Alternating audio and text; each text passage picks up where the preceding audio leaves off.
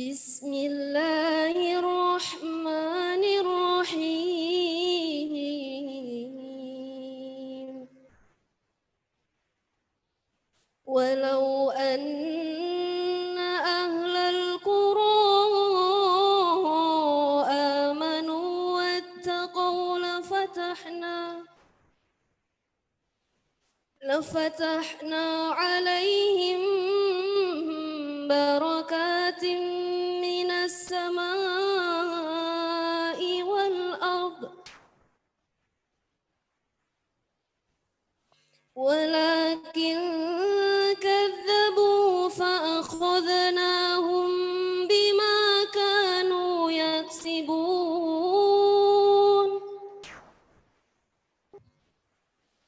Afa amina ahlul qura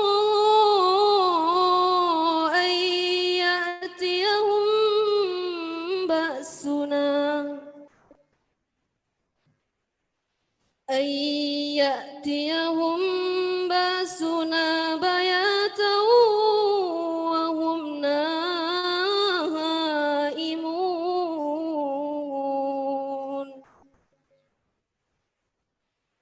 Awa amina ahlul qura ay ya'tiyahum ba'suna duhan wa hum yal'abun. Afa aminu makrallah fala ya'manu makrallahi illa al-qawmul khasirun.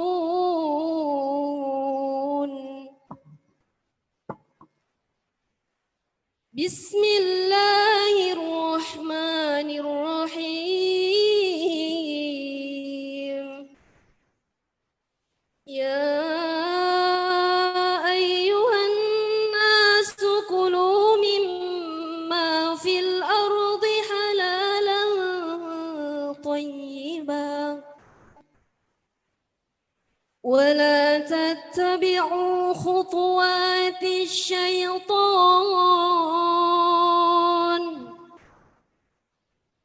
ولا تتبعوا خطوات الشيطان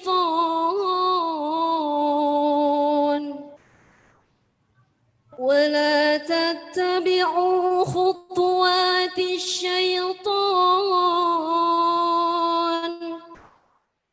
إنه لكم عدو مبين.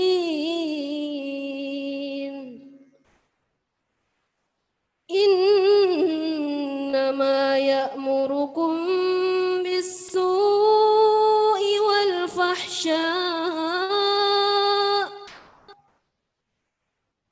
وأن تقولوا على الله ما لا تعلمون. وإذا قيل لهم اتبعوا ما أنزل الله قالوا بل نتبع ما ألفينا عليه آباءنا أولو كان آباؤهم لا يعقلون شيئا ولا يهتدون. أولو كان آباؤهم لا يعقلون شيئا ولا يهتدون. صدق الله العظيم. السلام عليكم ورحمة الله وبركاته. Sadaqallahul azim wa sadaqa rasuluhun nabiyul karim wa nahnu ala dhalika minasyahidin. Amin. Singing Indonesian National Anthem followed by hymn of Pondoku. We kindly request all audiences to rise.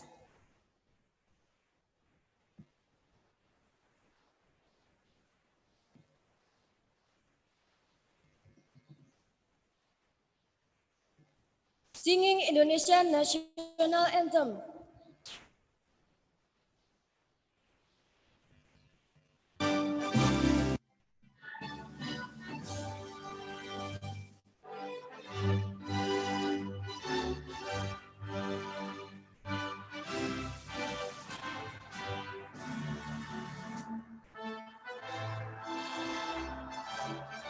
Indonesia.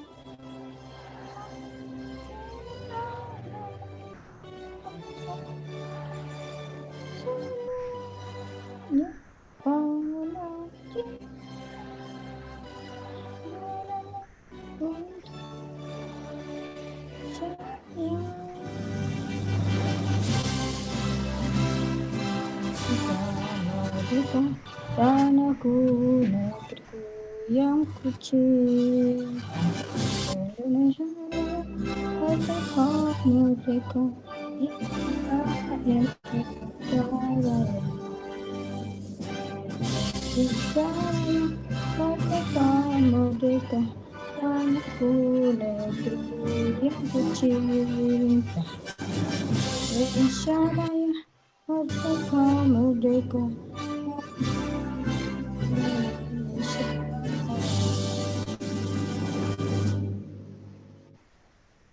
Singing hymn, Oh Pondokku.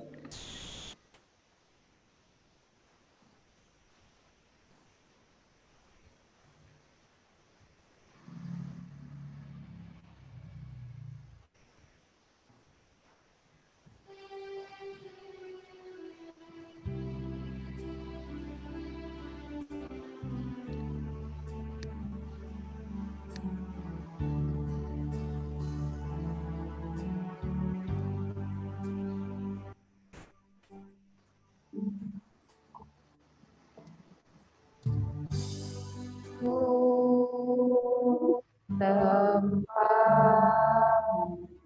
kita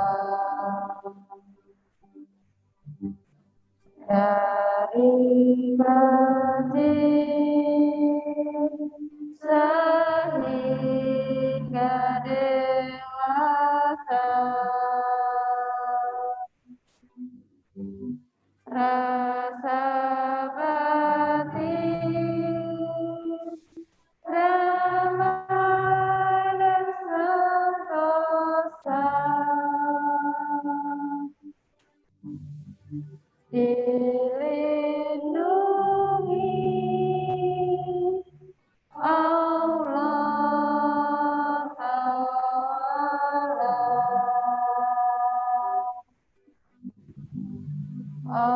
Apanaku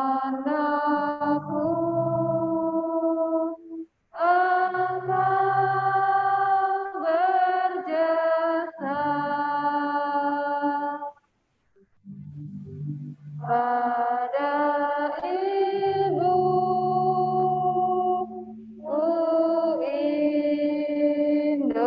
Indonesia.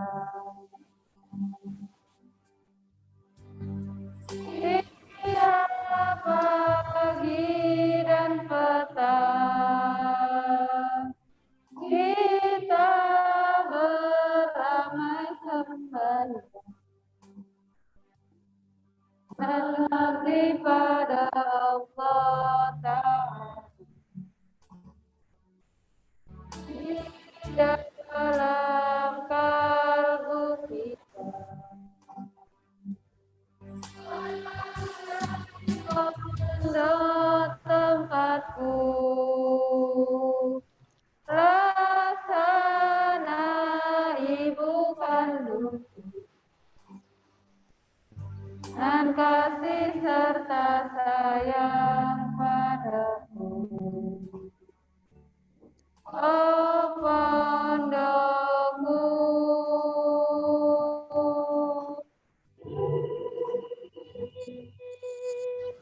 oh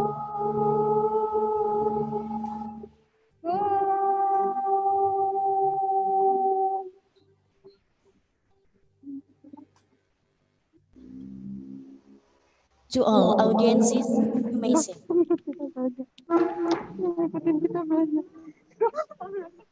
Kaget lo ngadep ke belakang. Kaget ngadep ke belakang. Pengikutnya banyak. Safety induction.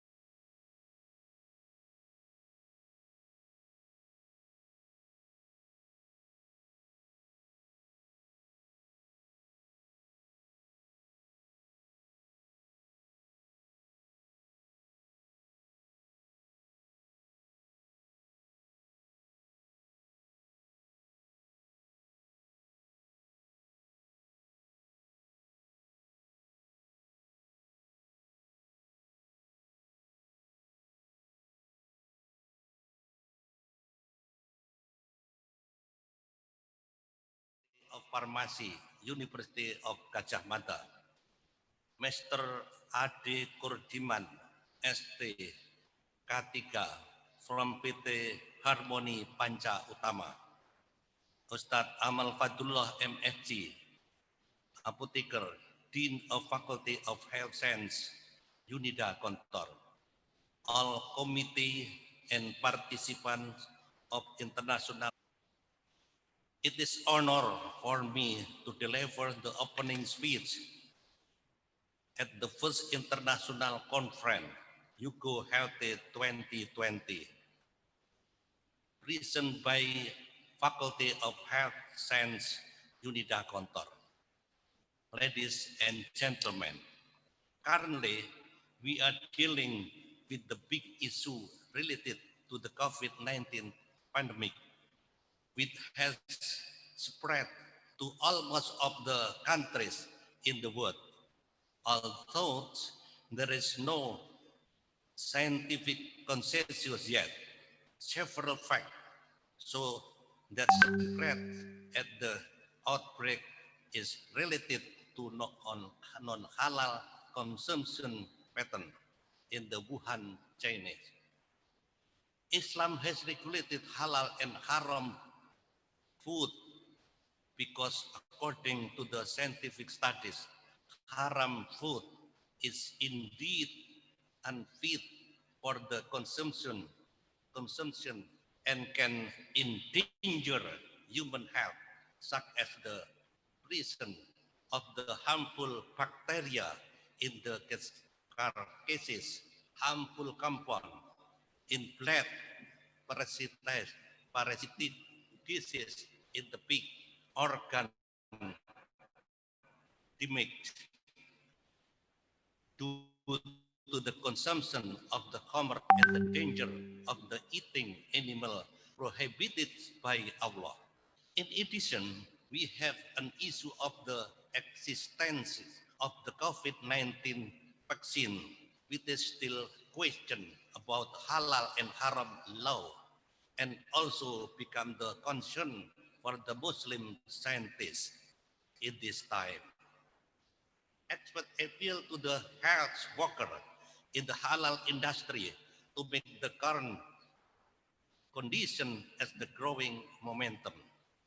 In implementing of the halal on the halal certification, health worker in the halal industry who have expertise in the preparation, distribution, and also storage in the insurance, in the effectiveness and the safety of the issue of the health product are responsible both legally, morally, to ensure that drug or food circulation and being used by the Muslim community are halal, as stated in MUI Halal Guarantee System. Because halal is not business, it is responsibility.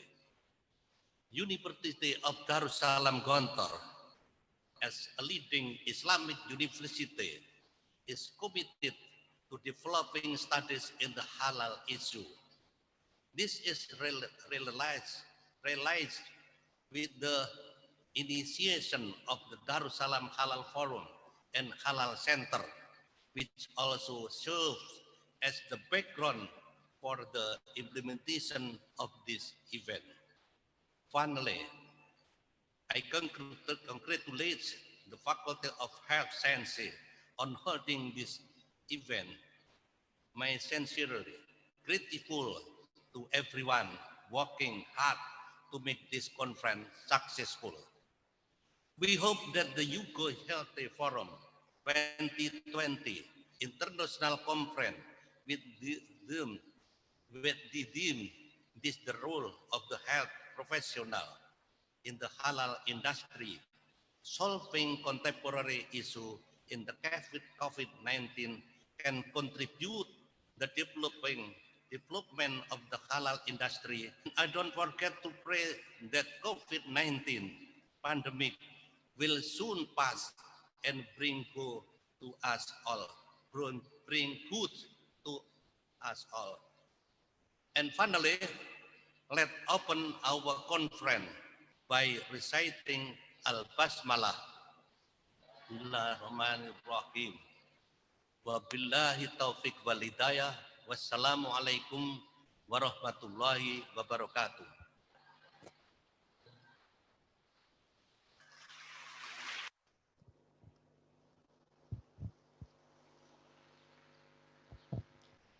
The next agenda is prayer by the Dean of Female Campus, University of Darussalam Gontor, Al-Ustad Dr. Nurhadi Ihsan.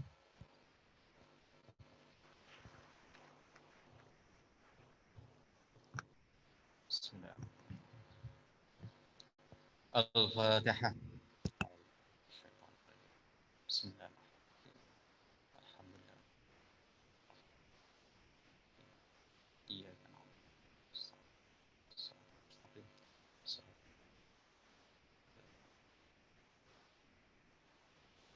اللهم صل وسلم على محمد وعلى ال محمد سيد الاولين والاخرين وسلم رضي الله تبارك وتعالى عن سادة اصحاب رسول الله اجمعين والحمد لله رب العالمين حمدا يوافي نعمه ويكافئ مزيده يا ربنا لك الحمد كما ينبغي لجلال وجهك الكريم وعظيم سلطانك اللهم أنت ربنا لا إله إلا أنت خلقتنا ونحن عبادك ونحن على عهدك ووعدك ما استطعنا نعوذ بك من شر ما صنعنا نبوء لك بنعمتك علينا ونبوء بذنوبنا فاغفر لنا يا الله فإنه لا يغفر الذنوب إلا أنت إنك أنت الغفور الرحيم اللهم نسألك إيمانا كاملا ويقينا صادقا وقلبا خاشعا ولسانا ذاكرا وعلما نافعا وعملا صالحا مقبولا وتوبة قبل الموت ورحمة عند الموت ومغفرة بعد الموت والنجاة من النار والعفو عند الحساب اللهم نسألك خير المسألة وخير الدعاء وخير النجاة وخير الثواب وخير الحياة وخير الممات اللهم ثبتنا وثقل موازيننا وحقق إيماننا واغفر خطيئاتنا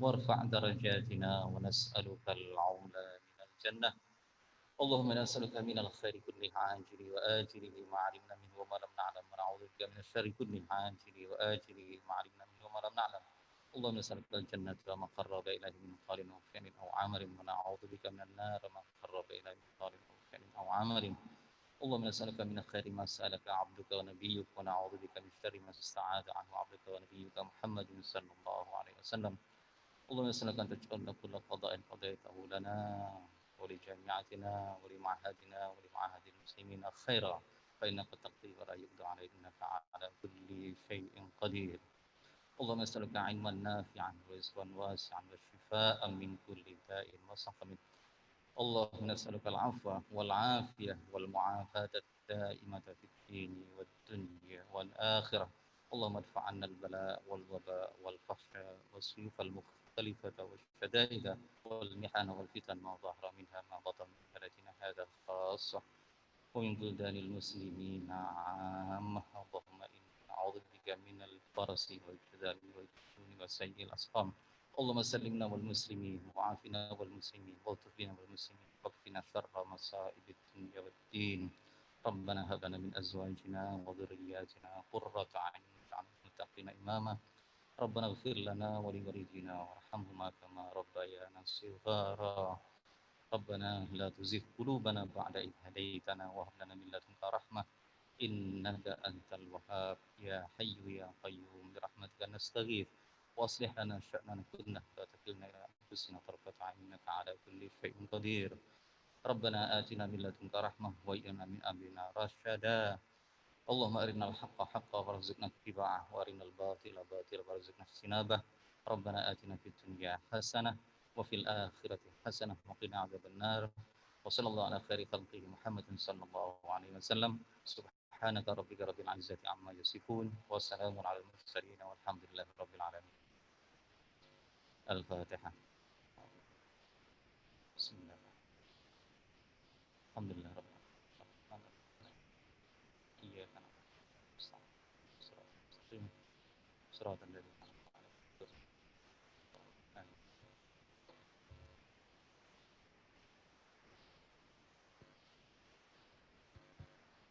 Keynote speech by Dr. Erna Mulati on the challenges of COVID-19 issues for Indonesian health workers at health industry. Kurikulum vitae. Nama lengkap, Dr. Erna Mulati, MSc, CMFM. Tempat tanggal lahir, Surabaya, 20 Mei 1963. Riwayat pendidikan, Fakultas Kedokteran Universitas Diponegoro. Master of Science, Clinical Medicine, Family Medicine, Philippine, University Manila, Filipina. Riwayat pekerjaan, Dokter Fungsional Puskesmas Bumi Ayu Brebes, Jawa Tengah. Kepala Puskesmas Jatirokeh Brebes, Jawa Tengah. Kasih Bina Paket Pelayanan Badan Pembina JPKM Depkes RI.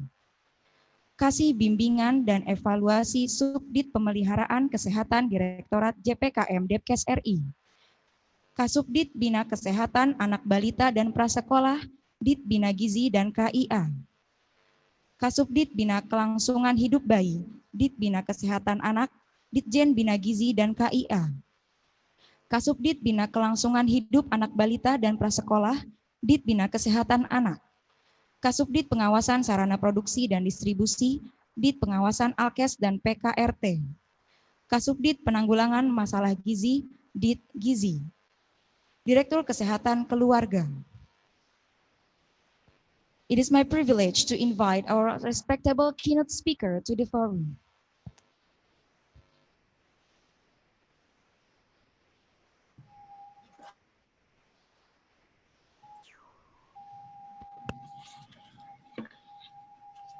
Thank you very much. Bismillahirrahmanirrahim. The name of God, the most precious and the most merciful. Assalamualaikum warahmatullahi wabarakatuh. Good morning, Excellency, distinguished participants, honorable guests, ladies and gentlemen. On behalf of Ministry of Health, I work thanks to the University of Darussalam Gontor to arrange this conference to discuss nutrition issue in according to halal lifestyle. In this occasion, I will be sending information about food and nutrition problem in our country, halal food and lifestyle, the Indonesian dietary guidelines, and the challenge in the COVID-19 issue. Next slide. Next slide, please. Next slide, please. Next slide. Okay. This thing is, as we know, Indonesia has been made significant progress on reducing child stunting and wasting, even it still be public health problem. Prevalence of micronutrient deficiency is still high. The condition is shown by half of pregnant women suffering from anemia. In other side, we face an increasing of overnutrition in under 5 children and adults. This increase in the triple burden of nutrition, it is a matter of great concern and one of the risks on non-communicable disease. Next slide. According to the 2014 total diet study, the total energy intake quality of Indonesian has been elevating carbohydrates to 143.9 grams per person per day and protein 61.2 grams per person day. Unfortunately, currently, there has been a shifting in lifestyle and choosing of food. Both of people in rural and urban has shifted to choose processed food and beverage.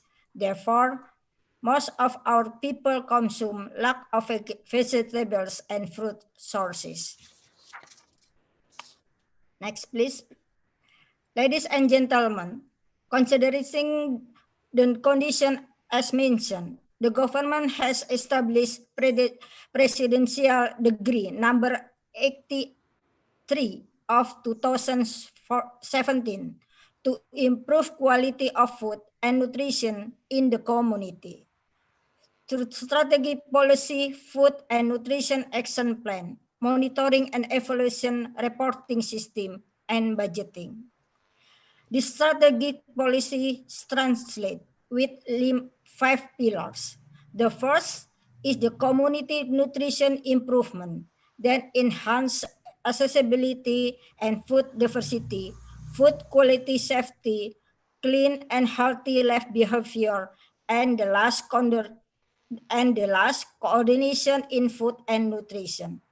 And the implementation of this pillar are in the form of various activities related to food and nutrition, including promote nutrition education and community empowerment in food and nutrition.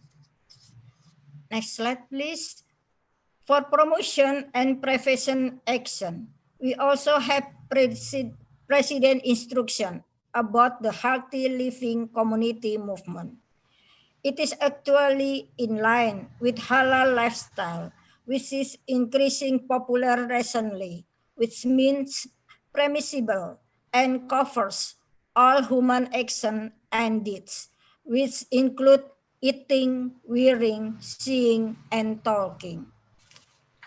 Next slide, please. Interestingly, whenever the concept of halal is presented in the context of food, the concept of tayyib is explicitly coupled, meaning that halal and health is inseparable. Next, please. Ladies and gentlemen, Indonesia already have the dietary guideline, which is targeted to professional and officers from various governmental and non-governmental institutions that implement nutrition education intervention. And the messages are directed to the general public whether the guideline includes specific advice for groups through the lifestyle. The recommendation brings from the guideline is about food that it is useful for the body and not harmful from the health perspective. And this is what my Muslims said about tayyib. Attention to halal and tayyib, surely it has mutual support so they can make life healthier and paying attention to the principle of religious and health values. You can say it is halal to eat, but how much you can eat that halal food to meet the need of your body and not overeat that type. Next, please. These are the guidelines. The healthy lifestyle with balanced nutrition. They have 4 pillars, namely diverse food, clean and healthy life behavior, physical activity, and weight monitoring. The guidelines for balanced nutrition are applied in one meal serving through My Plate, which illustrate the recommended proportion of food groups to be consumed in each meal. Next, please. Honorable guests, this is the visualization of balanced nutrition in one meal serving. My plate illustrates the recommended proportion of food groups to be consumed in each meal. Half of plate full of carbohydrate and protein sources, and the other half full of fruit and vegetables. The plate also shows the important message is to care about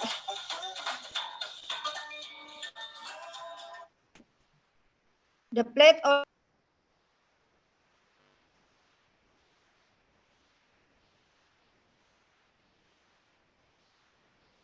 per day. Next, please. This is 10 messages to balance nutrition deliver important information to meet your daily need as follow. Eat variety of foods. Eat plenty of vegetables and fruits. Eat high protein foods, animal or vegetable sources.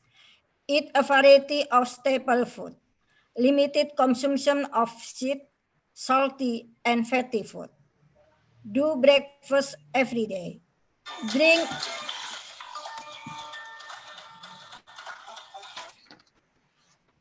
Drink enough safe water. Real food labels.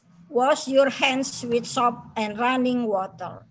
Perform adequate physically activity and maintain a normal weight. Ladies and gentlemen, next please. During the COVID-19 pandemic, food has an important role in fighting against the virus. Halal and tayyib food will bring benefit to improve immunity, so it can avoid virus. Health workers are challenged to maximize their role in health promotion to implement the nutritionally balanced diet to get all the nutrition needs to the body. During the COVID develop as well as we are claimed to have certain properties to maintain immunity. But we have to remember, when we selecting functional food types, it is also necessary to consider the context of diversity so the balanced nutrition can be full. In processed food product, apart from nutrition value labeling, MUI's halal label, the labeling healthier choice has also begun. Nutrition labeling of processed food is one strategy for preventing non-communicable disease and at the same time preventing the risk of malnutrition. With the nutrition labeling and nutritional value information, content, next please, content the nutrition label, people are educated to choose food that support the healthy consumption pattern according to their nutrition need. Sorry.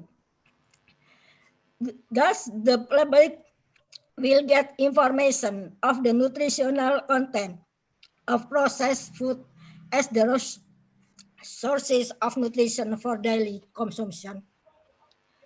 The healthier choice logo means that it meets the criteria to be healthier product choice based on its sugar, salt, or fat content.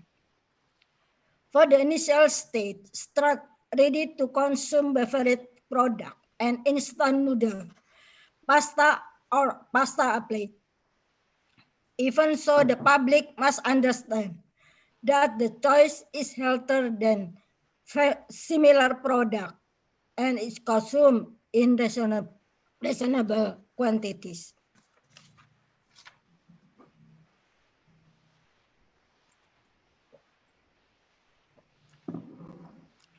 The application of halal and tayyib in food for health need to be accompanied by halal lifestyle. With the application of other pillar in balanced nutrition, such as physical activity, clean and healthy life behavior, and weight monitoring as a part of it. And this, of course, cannot be spared from the healthy living community movement which prioritize the health protocol. Be continuing to campaign for the use of masks, physical distancing, washing hands with soap in running water, and have balanced nutrition in the right amount, type, and frequently as needed, and paying attention to the religion's value and food. The content of halal and tayyib will be achieved. The body immunity increase and the transmission of the COVID-19 virus can be prevented. Excellency, distinguished and participant. We realize that academic, next please, can play the central play to embody halal food and halal style through Tridharma perguruan tinggi. In terms of education, integration lesson related to halal and healthy lifestyle can be built as the relevant study programs and evidence-based learning from the field and develop knowledge and technology, new concepts and theories for halal and healthy lifestyle. The term of research, we need academician support to provide evidence specially related to improving halal and healthy lifestyle with evidence and efficient truth scientific research. And for the community dedication, academician, and help us to assist the community in your thematic practice are more focused and sustainable with coordination with the regional government in initiate and ensuring the sustainability of development policy that support halal and healthy lifestyle promotion. Thank you for your attention and cooperation. Assalamualaikum warahmatullahi wabarakatuh.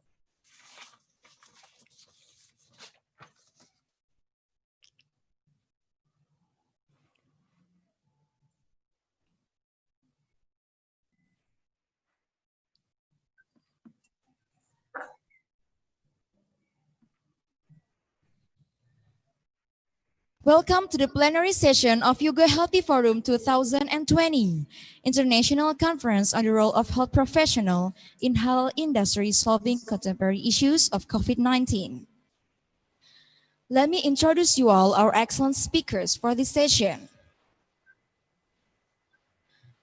Dr. Tawat Naipon, Faculty of Islamic Science, Prince of Songkla University, Thailand, on developing a halal lifestyle to answer the challenges of COVID-19 issues in terms of science and health.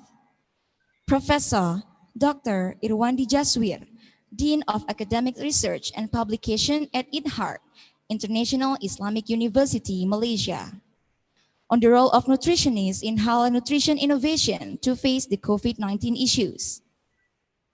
Mr. Ade Kurdiman, Secretary General of Asosiasi Profesi Keselamatan Pertambangan Indonesia, Manager of Health Safety and Environment at PT Harmoni Panca Utama, on the role of OHS experts in developing halal industries to face the new normal issues. Professor Dr.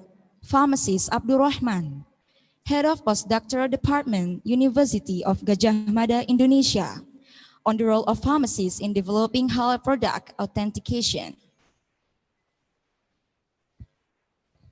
Please join me to invite all the speakers to the forum, and Al-Ustadzah Hafidhatun Nabawiyah to the stage as our moderator for this session.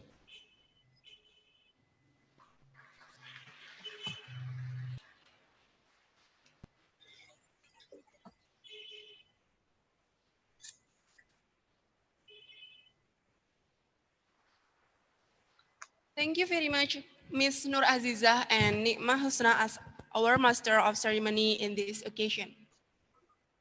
Assalamualaikum warahmatullahi wabarakatuh. Waalaikumsalam.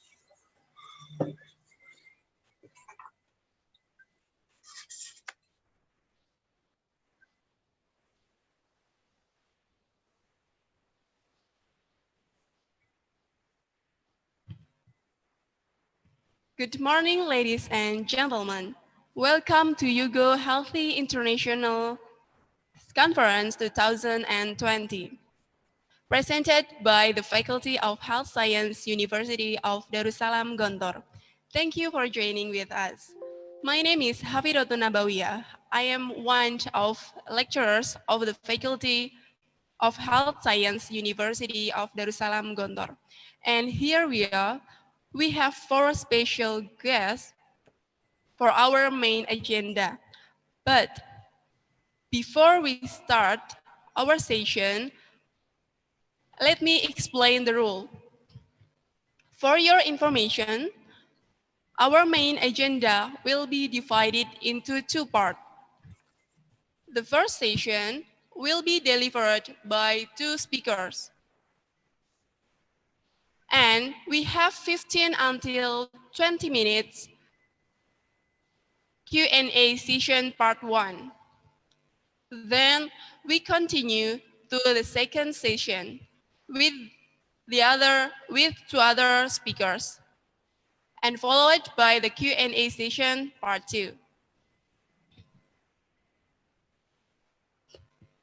In the Q&A session, all of the participants of a Zoom meeting have changed to ask 1 question to our speakers with the format name _ your institution _ the speaker addresses and underscore your question.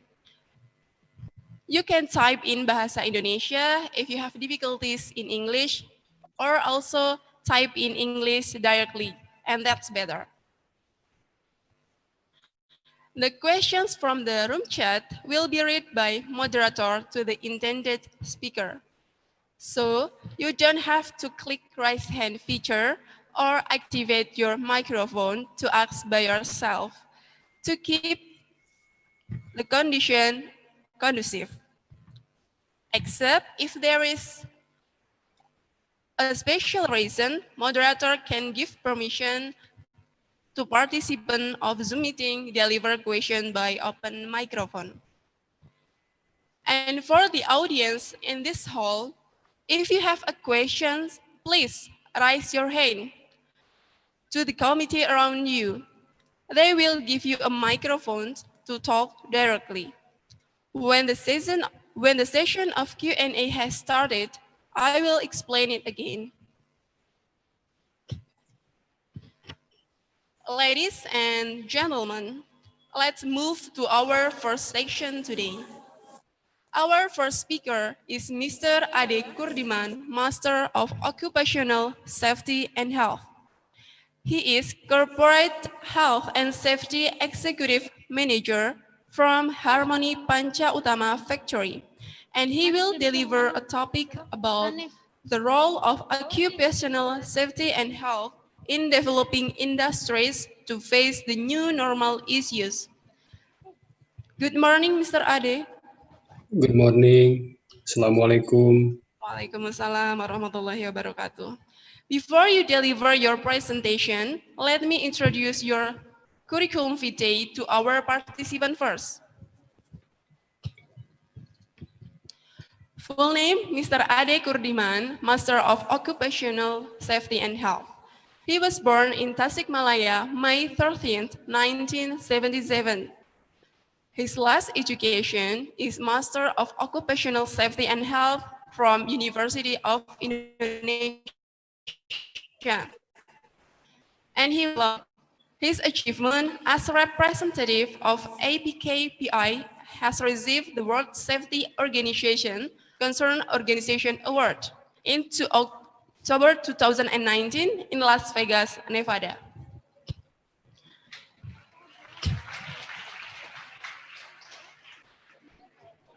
Well, Mr. Ade Kurdiman, this is your time to deliver your presentation. You can share screen your material, and you have 20 minutes start from your first slide. We will remind you in the last 5 minutes. So please, time and place are welcome.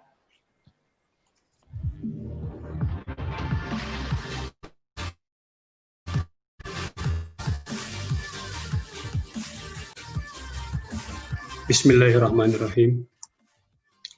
Thank you very much for these opportunities. Greetings to Professor Dr.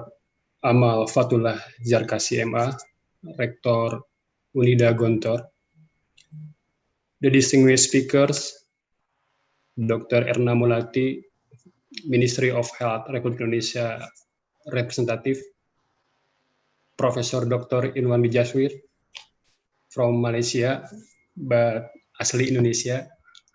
Prof, I have your book, Prof. Dr. Tawat Naipong from Thailand, Professor Dr. Abdurrahman from Indonesia, the distinguished guests, teachers, students, participants, ladies and gentlemen. Assalamualaikum warahmatullahi wabarakatuh. Waalaikumsalam warahmatullahi wabarakatuh. Good morning, selamat pagi, sugeng enjang, sawasdi. Talking about developing halal industry in new normal, there are two questions as the topic today. First, why health and safety implementation is important. And the second is what the roles of health and safety expert in developing halal industry. There are three parts of presentation agenda: first, facts, challenges, and roles. Halal industry is the latest trend in the world market. Halal industry is also becomes one of the fastest growing business in the global market. Halal industry is not only food industry, and has expanded, included pharmaceutical, cosmetic, health product, toiletries, packaging, branding, and financing. Besides Muslim countries, today most of halal food exporters come also from non-Muslim countries, such as Australia, Canada, France, and New Zealand. In Indonesia, it's a potential market for halal product, of course, because Indonesia is the largest Muslim population in the world. Ladies and gentlemen, we're familiar with the word VUCA. The word still VUCA. Volatile, uncertainty, complexity, and ambiguity. We still face COVID-19 pandemic. We face technology 4.0 era, geopolitical situation, free trade, MEA, AFTA, demography bonus, young workers, global warming, etc., etc. Unfortunately, level uncertainty currently is true ambiguity. Be aware with disruption due to technology 4.0, accidents, and pandemic. We see in technology 4.0, due to technology, information and communication industry has changed the top of ranking the largest global company. And some other industries are disrupted. And the second, be aware with accidents. The global and national data of health and safety statistics show us that fatality, accidents, work-related still happened. Globally, more than 2.78 million fatality accidents related to work occur per year. In Indonesia, in average, around 8 fatality per day still occur, or more than 2,000 fatality per year. I think it's terrible.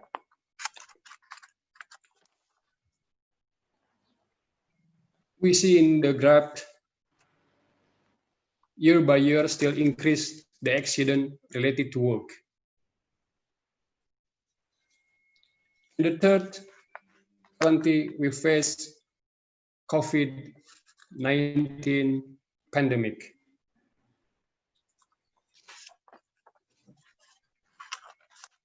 Some research says the world economic will be recovered maybe second quarter, maybe third quarter, or maybe fourth quarter. We don't know when pandemic finished. The pandemic has impacted to all industries. One of impact are uncertainty of revenue, uncertainty of profit and loss, uncertainty of cash flow, and another hand, also impacted to increase cost due to COVID-19 protocol.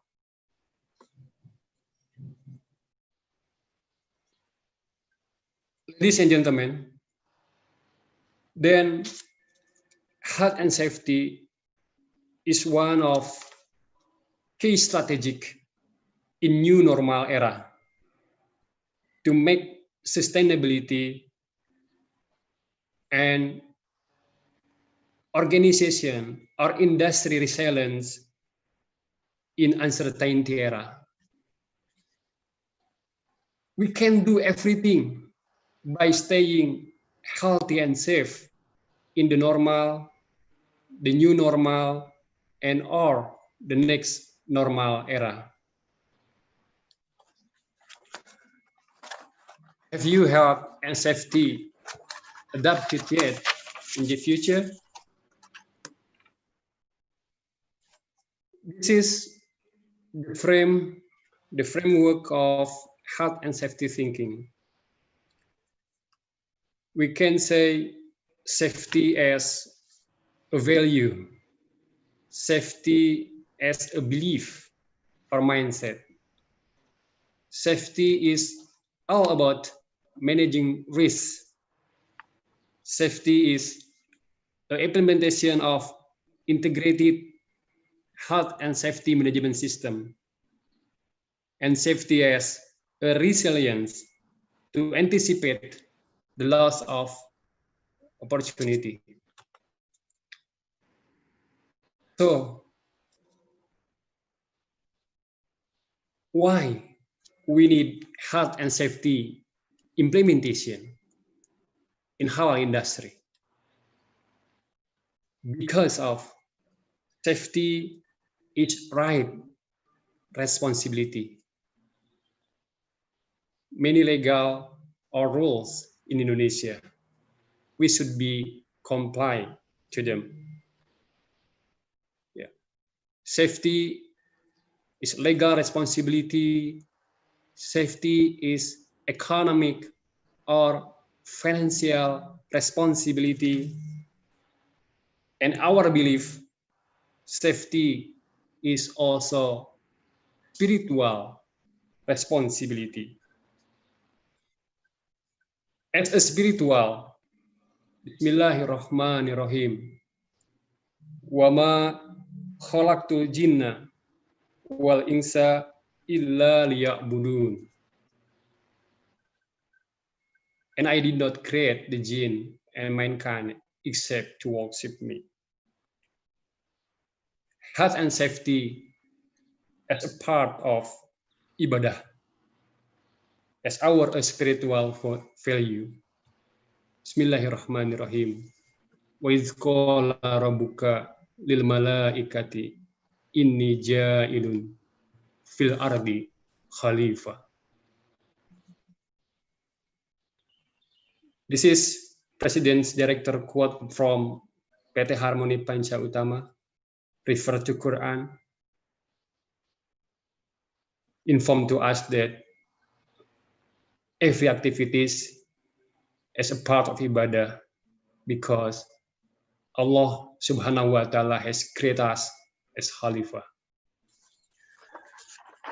Ladies and gentlemen, health and safety also support to sustainable development goals, especially number 3, good health and well-being, and number 8, to make decent work and economic growth.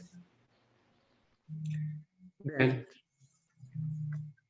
what are the roles of health and safety expert? First, advise the top management to develop policy and program about COVID-19 protocol. As we know that we should be aware if there are employee confirmed with COVID-19, it can make operational shutdown. Second rule, in the new normal, we should be change our safety thinking. Yeah. Health and halal equal with the quality, and the quality is equal to safety too. Quality is exceeding the expectation about all or any particular characteristic of the product or service offered. Honegel said that new safety thinking from safety 1 to safety 2. Safety 2, ability to succeed under varying conditions. Safety 2 is ability to succeed under varying conditions, to changing from negative to positive, from reactive to proactive, from seeing things go wrong to seeing things go right, and safety to improve the resilience. So the goal of the managing of resilience in safety 2 is to increase number of things that go right, with ability to respond, ability to monitor, ability to anticipate, and ability to learn. This is the focus of safety 2, everyday action and outcome risk. And about resilience, numerous definitions of resilience exist with multidiscipline and fields such as sociology, psychology, medicine, engineering, economic, also political science. We have some definition that resilience is the ability of an entity, individual, community, or system to return to normal condition or functioning after the occurrence of an event that disturbs its state. The third role of health and safety expert is mainstreaming health and safety management system into business or organization. The fundamental pillar of global health and safety strategy, including the building safety and health culture and true system approach to health and safety management. Numerous research studies and practice experience confirm that integrating health and safety into company management is one of the main success factors. EIA said, from variable to metaphor, safety as something inherent in all aspects of the organization. Number 4, the role number 4 is increase competency and adapt technology.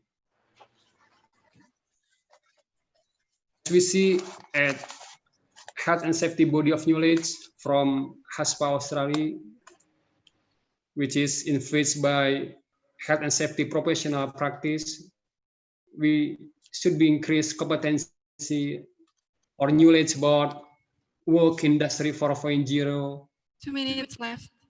human, Yes. COVID-19. Okay, thank you. And last, the role of health and safety, we should be maintained networking and collaboration through pentahelix strategy. Okay, this is the summary of our presentation. There are 5 roles of health and safety expert in new normal. Everyone ready for the new normal? Be a change maker. Thank you for your kind attention. Assalamualaikum warahmatullahi wabarakatuh. Waalaikumsalam warahmatullahi wabarakatuh. Thank you for the great presentation, Mr. Ade Kurdiman. Before we going to the next speaker, I first ask for your approval. Do you mind to wait for the next speaker presentation before the Q&A session, Mr.? Because I will give time to the participant for Q&A session after the second speaker.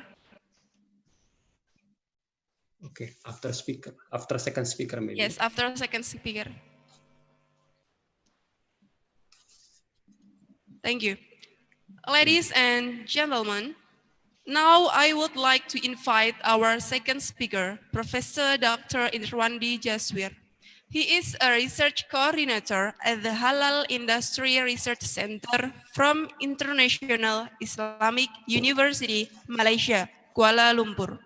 He will deliver a topic about the role of nutritionists in halal nutrition innovation to face the COVID-19 issues. Good morning, Professor Irwandi Jaswir. Yeah, good morning. Assalamualaikum. Waalaikumsalam warahmatullahi wabarakatuh. Thank you for waiting us. Before you deliver your presentation, let me introduce your CV to our participant first. Full name, Professor Dr. Irwandi Jaswir. He was born in Medan, 20th December 1970. His last education was PhD at University Putra, Malaysia. He got several achievements. The first was King Faisal International Prize Laureate 2018 in service to Islam. And second, also the third, he got Islamic Product Innovation Award in 2016 and also in 2017. Mahir banget, makanya ini mau les bahasa Inggris. Well, Professor Irwandi Jaswir, this is your time to deliver your presentation. You have 20 minutes start from your first slide. We will remind you in the last 5 or 2 minutes. So please, time and place are welcome.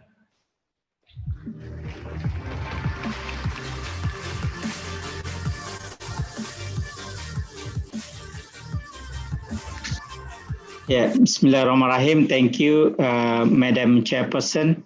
Assalamualaikum warahmatullahi wabarakatuh. First of all, I would like to request the committee to allow me to present my slide, please.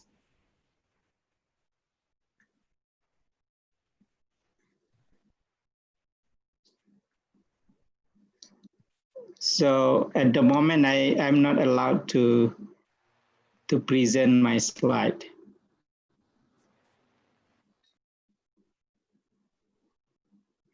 Yes.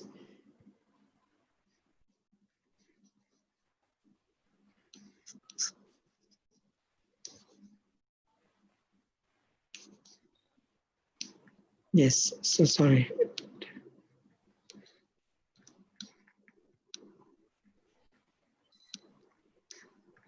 Sorry, I'm not able to share my slide.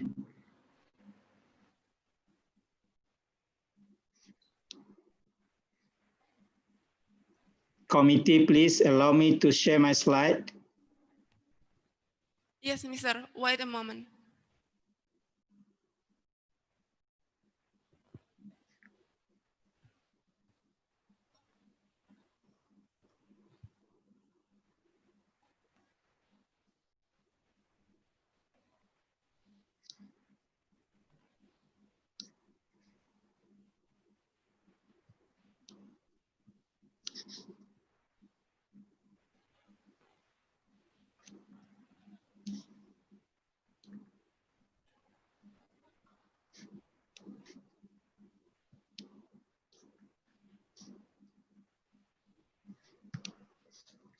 So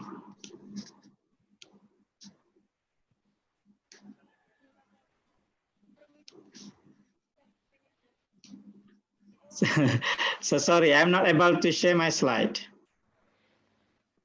Yes, Mister. What should I do now? Would you please share your presentation slide to our committee? Maybe we can help you to share from us. Oh, I'm not in control of my slide then.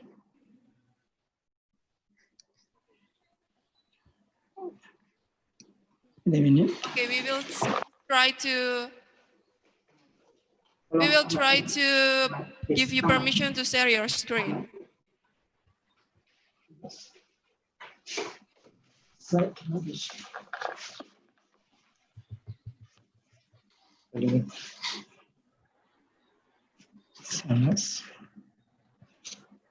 Okay.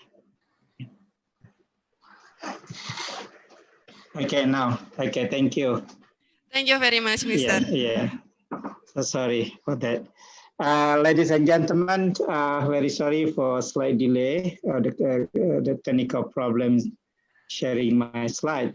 First of all, again, thank you very much for UNIDA, Universitas Darussalam Gontor, for inviting me to this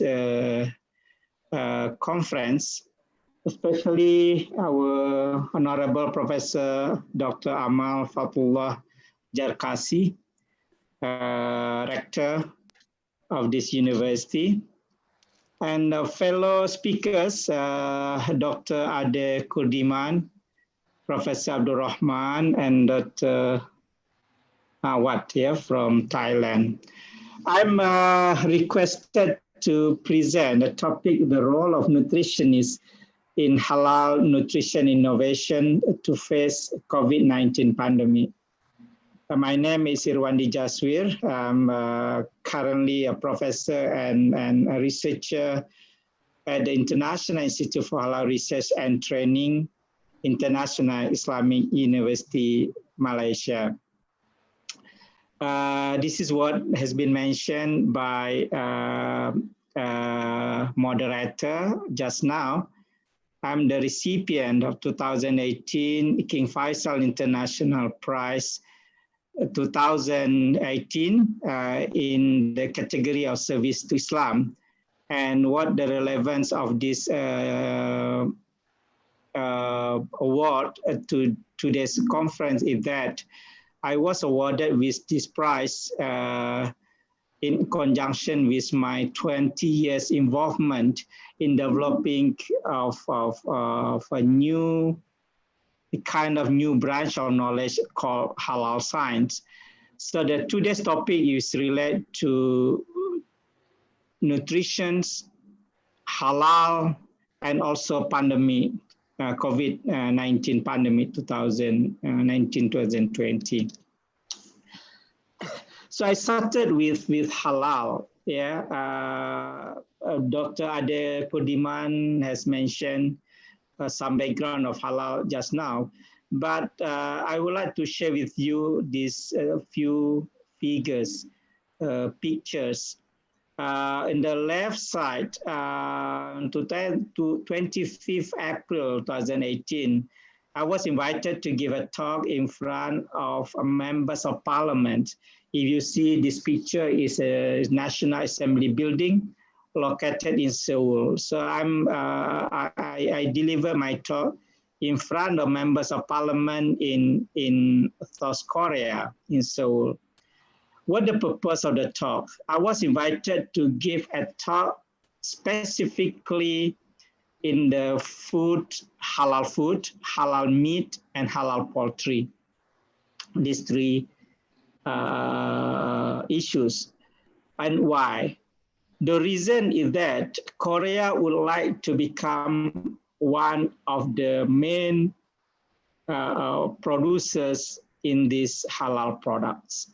Yeah, so this is something that what we can conclude from this picture is that now halal is the concern of everyone, not necessarily a Muslim countries only, but also Muslim country.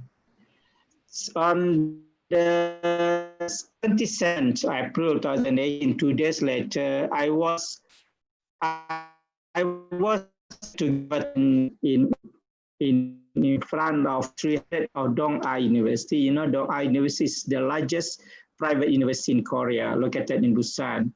And then I gave a talk on a Muslim-friendly hospitality and tourism in front of the students. These students are MBA students majoring in Muslim-friendly hospitality and tourism. So you can imagine that even in Korea now, not only now, 2018, they already offer program Wisata Syariah or Muslim-friendly hospitality and tourism. Now, halal is no longer a traditional item that we consider this is our traditional halal products. Say, for example, food, beverages, it is traditional, very, very conventional, yeah, organic and non-organic ingredients. But now even the cosmetic, personal care, healthcare product must be halal. Yeah, people would like to go tourism, for example, they check the tourism halal or Muslim-friendly package. And modest fashion is also already in the halal industry. So halal is not only religious matters, yeah, obligations, yeah, to our religion, but it's also talking about the quality. With that, halal industry is not only the concern of Muslim countries. This is what I mentioned. For example, halal meat and poultry, the leading countries are New Zealand and Australia. Halal poultry, like chicken, the major producer of chicken in the world, halal chicken in the world, is Brazil. And just for your kind knowledge, is that the country with the biggest earnings from halal industry in Southeast Asia is not Indonesia, but Thailand, whereby only 5% Muslim population in Thailand. This is a global halal market in 2017. The size is 3.1 trillion a year. So it is a very, very unfortunate that Indonesia is not the main nation, not the major country in the world halal scenario yet. Yeah, yet. So if you see this, the food contribution of the food is about a quarter of that, or less than a quarter. And non-food, you see here, there is pharmaceutical, personal care, supplement, etc. This the major or the main portion, the biggest portion of the halal industry. And if we see here the global Muslim spend, yeah, food, beverage, media, entertainment, pharmaceutical and cosmetics, traveling, Islamic finance and clothing, we can see here how huge the market is. So the problem is that how we prepare ourselves, especially from nutritional point of view, in order to grab this potential halal market in the world. Of course, during pandemic end of 2019 and early 2020, we see some changes in terms of projection, in terms of predictions. But for sure, there's something for sure is that halal food doesn't change much. Yeah, halal food doesn't change much because whatever the situation is, whatever the condition is, people still need to eat. Similarly to halal pharmaceutical, even the trend is a bit increasing. People need more supplement. People need now more immune booster, this kind of products, yeah, in order for them to stay healthy during this very uncertain situation. Of course, they have agriculture become relevant what I mean is that food and agriculture is a main contributing factors in order for us to sustain ourselves during this pandemic. Yeah, food and nutrition, etc., are agricultural products. So what is COVID-19? Yeah, as we know, COVID-19 is a new illness that can affect your lungs, yeah, or airways. It's caused by a virus called coronavirus. Yeah, and then we see how it spread and how the even though not so clear where it comes from, and then everything we know this, yeah, inshallah. And then with regard to that is definition of food safety. It is very, very important. Food safety assurance that food will not cause harm to the consumers when it is prepared or eaten according to its intended use. This is the definition based on the Codex Alimentarius. Why I give this definition? Because this is where the roles of nutritionists, yeah, as per my topic today, is becoming important. And what's the relevance or connection between food safety and then COVID, etc.? The term food safety describes all practices that are used to keep our food safe. Of course, in the pandemic situation, food safety relies on the joint efforts of everyone, nutritionists including, involved in our food supply. We are all along the food chain, from farmers to producers, to retailers and caterers. Legislation and control are in place to reduce the risk of contamination, and personally, we each have a role to play as well. So when we see here about a food chain, it is more or less similar to food chains of halal product as well, because halal product, you must ensure that the product is halal from farmers to producers to retailers to the consumers. So all along the food chain, so food safety and the halal and then halal food, it comes under the same scenario. That's why when we do audit in halal certification, for example, the concept of halal and tayyibans are taking place, meaning that when we see what we check is not only the halal component, but also the tayyiban component, the safety issues, the cleanliness, etc. We got experience one day when everything looks halal, but when we in the end stage, in the final stage of the audit system, we found that one animal, mouse, crossing the factory at the time, and then suddenly we stopped that process. We asked them to rectify all the problems. So meaning that cleanliness, safety issues are very, very important in Islam as well, because it is related to food poisoning. Yeah, food poisoning, also known as a foodborne illness or food-related illness, is caused by eating food that has been contaminated. As we know that the causes could be bacteria, viruses, or parasites. Yeah, and it is normally happen during handling, storing, or even cooking.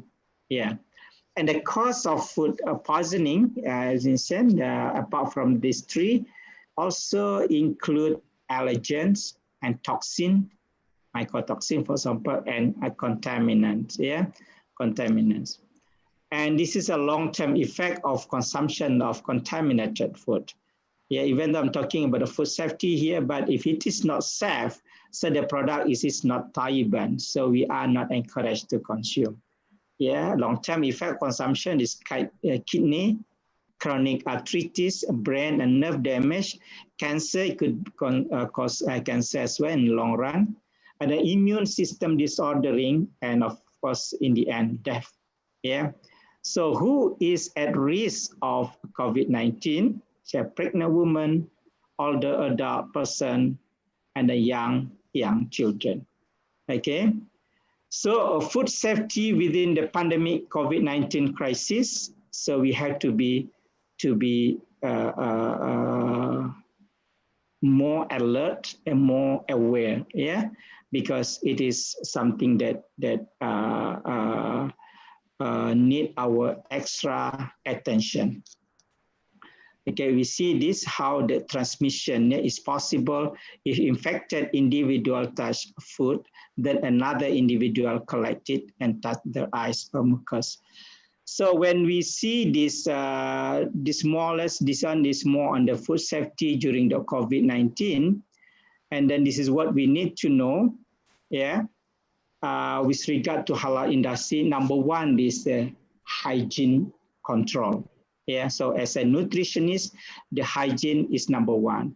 Number two is with regard to the invention, how I hope I have here, sorry, I have, yeah, okay. Three main issues here where nutritionist is also getting involved or should get involved. Yeah, number one in raw materials, number two, processing and authentication. What I mean is raw materials. When we develop nutrient, for example, of functional foods, something that can boost our immune system, for example, or we develop functional food, nutritional food, or let's say immunomodulators or something like this here, we have to make sure it is halal. And this is the role of innovation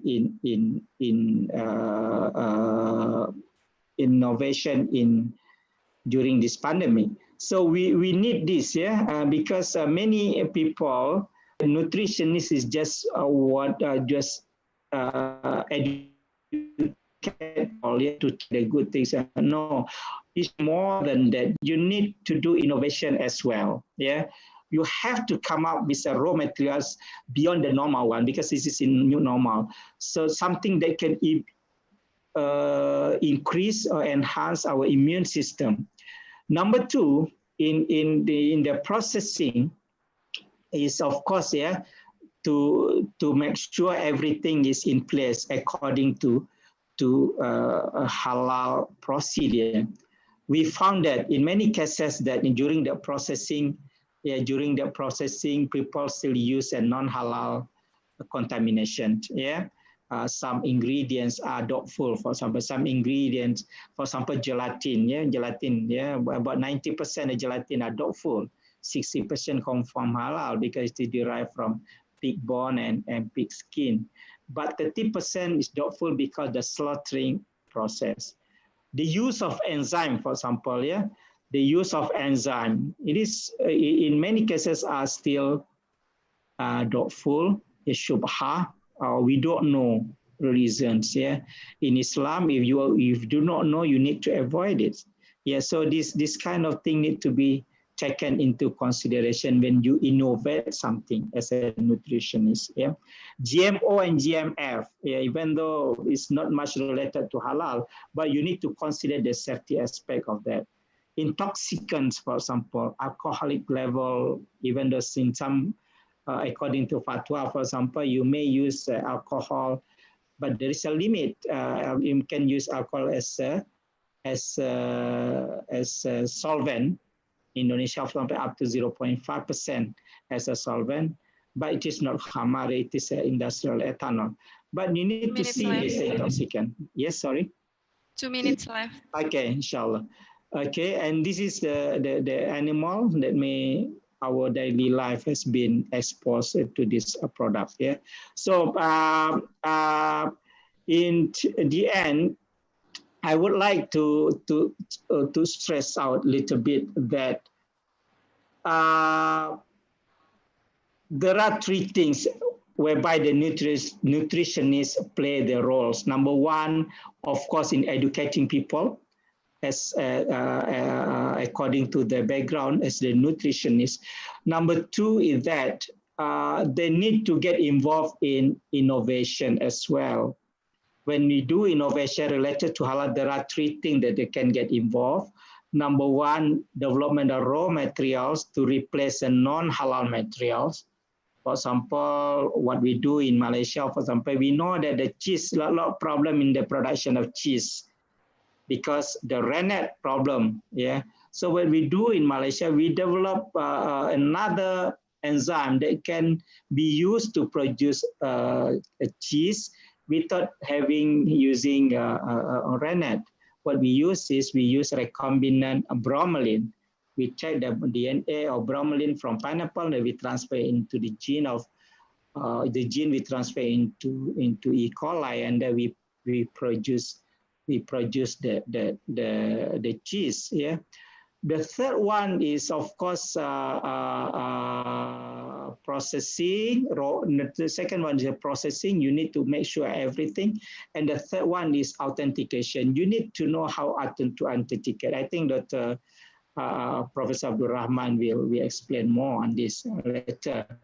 So with these three roles that you need to do, especially during pandemic, yeah, because when we realize in the early stage of the pandemic, we see that we are not ready. Yeah, our scientists, yeah, including nutritionists, we are not ready to face the problem. Yeah, we realize this. Even we don't know where to find the PCR, etc., etc. So by having this situation, we take this as a positive improvement for us, that we have to make ourselves more ready, yeah, in the future if any pandemic happen again. Yeah. With that, I end my presentation. Thank you very much for your kind attention. Assalamualaikum. Waalaikumsalam warahmatullahi wabarakatuh. Thank you for the interesting lecture, and we are saying sorry for the trouble earlier, Professor. And ladies and gentlemen, we have listened to presentation from our two speakers. Now it's time to Q&A session that are we waiting for. We already have collected questions from online participants first, yeah. And also we have question too from occupational health and safety major. Maybe I will give the first chance to the occupational health and safety major to deliver questions by open microphone.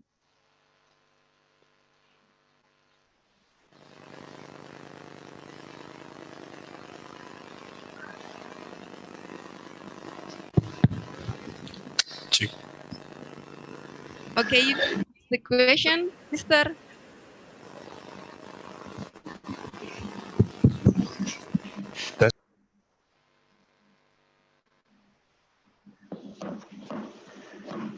Is occupational health and safety already joined with us from Zoom meeting? Okay, if it's not ready yet, I will go to the audience in this hall. Is there any questions? Okay, please, committee.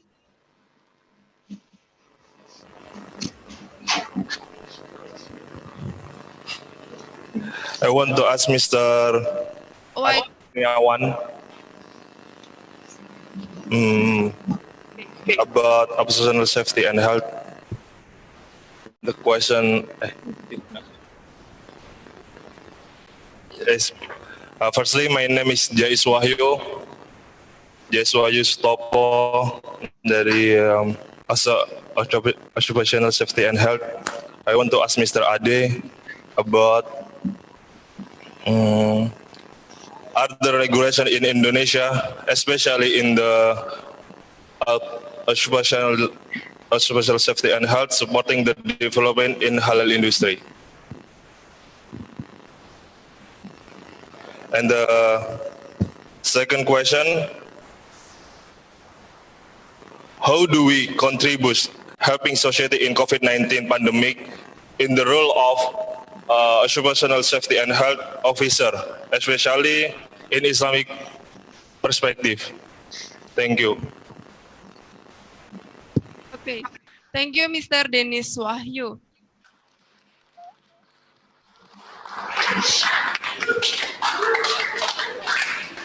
Okay, maybe Mr. Ade can answer it first. Mr. Ade. Thank you very much. If I don't mistake, Mr. Denny Wahyu asked to me about the regulation to manage health and safety related to our regulation in Indonesia. This is correct.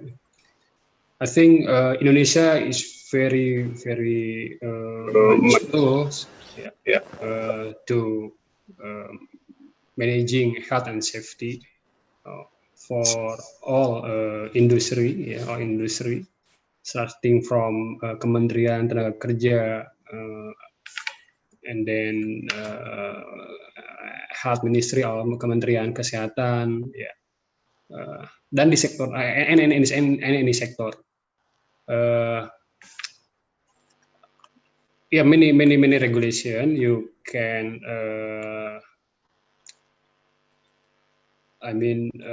you can search in Kementerian Tenaga Kerja website, something like that, because from starting 1973 until 2020 is very enough for our reference to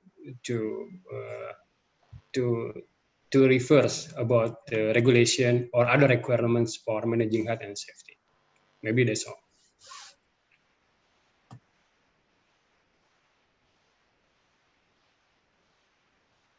Thank you, Mr. Ade. Is that all, Mr. Dennis Wahyu?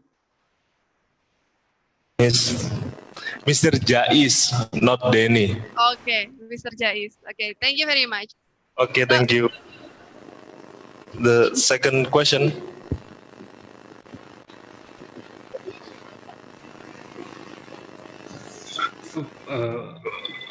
Could you repeat again about the second question? Okay, I'm Madatila from Nutrition Major 5th semester. Glad to get a chance to ask previously. Thank you for taking the time to be a wonderful research on a happy day despite being hit by the COVID pandemic. May COVID pass quickly, amin. Okay, my question is especially to Mr. Irwandi Jaswir. My first question, what is the most important form of prevention from a nutritionist during this pandemic? So the second question is, are there programs and innovations that are being pursued in this new normal? Thank you. Thank you very much, Ms. Mardatila. Sorry, I come back to Mr. Ade. So the second question from Mr. Jais is already answered. Right. Mr. Ade. Okay, so we move to Professor Irwandi Jaswir. Professor? Thank you for the questions. There are two questions for me from the sister just now. Number one is what the most important, as if you are a nutritionist. For me, with regard to the nutrition, during the pandemic, the most important thing is that the cleanliness, and then to produce food products which can be consumed without any something that something that can increase our health system, immune system, etc. Even though we know that COVID-19 is not food-borne illness. We have to make sure this. We know this, and then WHO already announced this. However, in order to prevent, or to ourselves, our family, our friends, our society, I think taking the food which is clean, taking the food which is more healthy, taking the food which is more nutrition, with more nutrition, higher content of nutritional value is the best way at the moment. And then that's why recently we see so many products in the market developed, with regard to address this issue. They call this immunomodulators, immune boosters, etc., etc. But basically, this one is just it's kind of multivitamin that can improve yourself. It's not per se to combat COVID-19 virus. Indonesia actually got a potential to produce this kind of product. Yeah, our herbal resources, it is very, very huge. And then we have to come up with various products that can enhance the health of the society. This is what I always mention to policymakers, to policy government who, you know, when I was invited. So because this is indirectly will enhance our people. Second one is what with a new normal, what can we do? I think I have mentioned just now. Yeah, nutritionists need to take part in the innovation as well. And then with regard to halal industry, we see just now, yeah, halal industry, about half of the size of the industry, out of 3.1 trillion, half of that goes to non-food. Yeah, our food is quarter, non-food is half. So non-food here including supplement, yeah, and then cosmetic, pharmaceutical, etc. So a lot of things can be done actually. Yeah? A lot of things can be done if we would like to take this opportunity through innovations. So what can contribute to our innovation? Of course, number one is R&D. We have to be strong in research and development. You need to get involved. Yeah? If you are a student now, please take opportunity to enhance yourself, to improve yourself during the final year project. Yeah, for example, this is a time for you to enhance your knowledge and to become a researcher. This is in the future. On the innovation in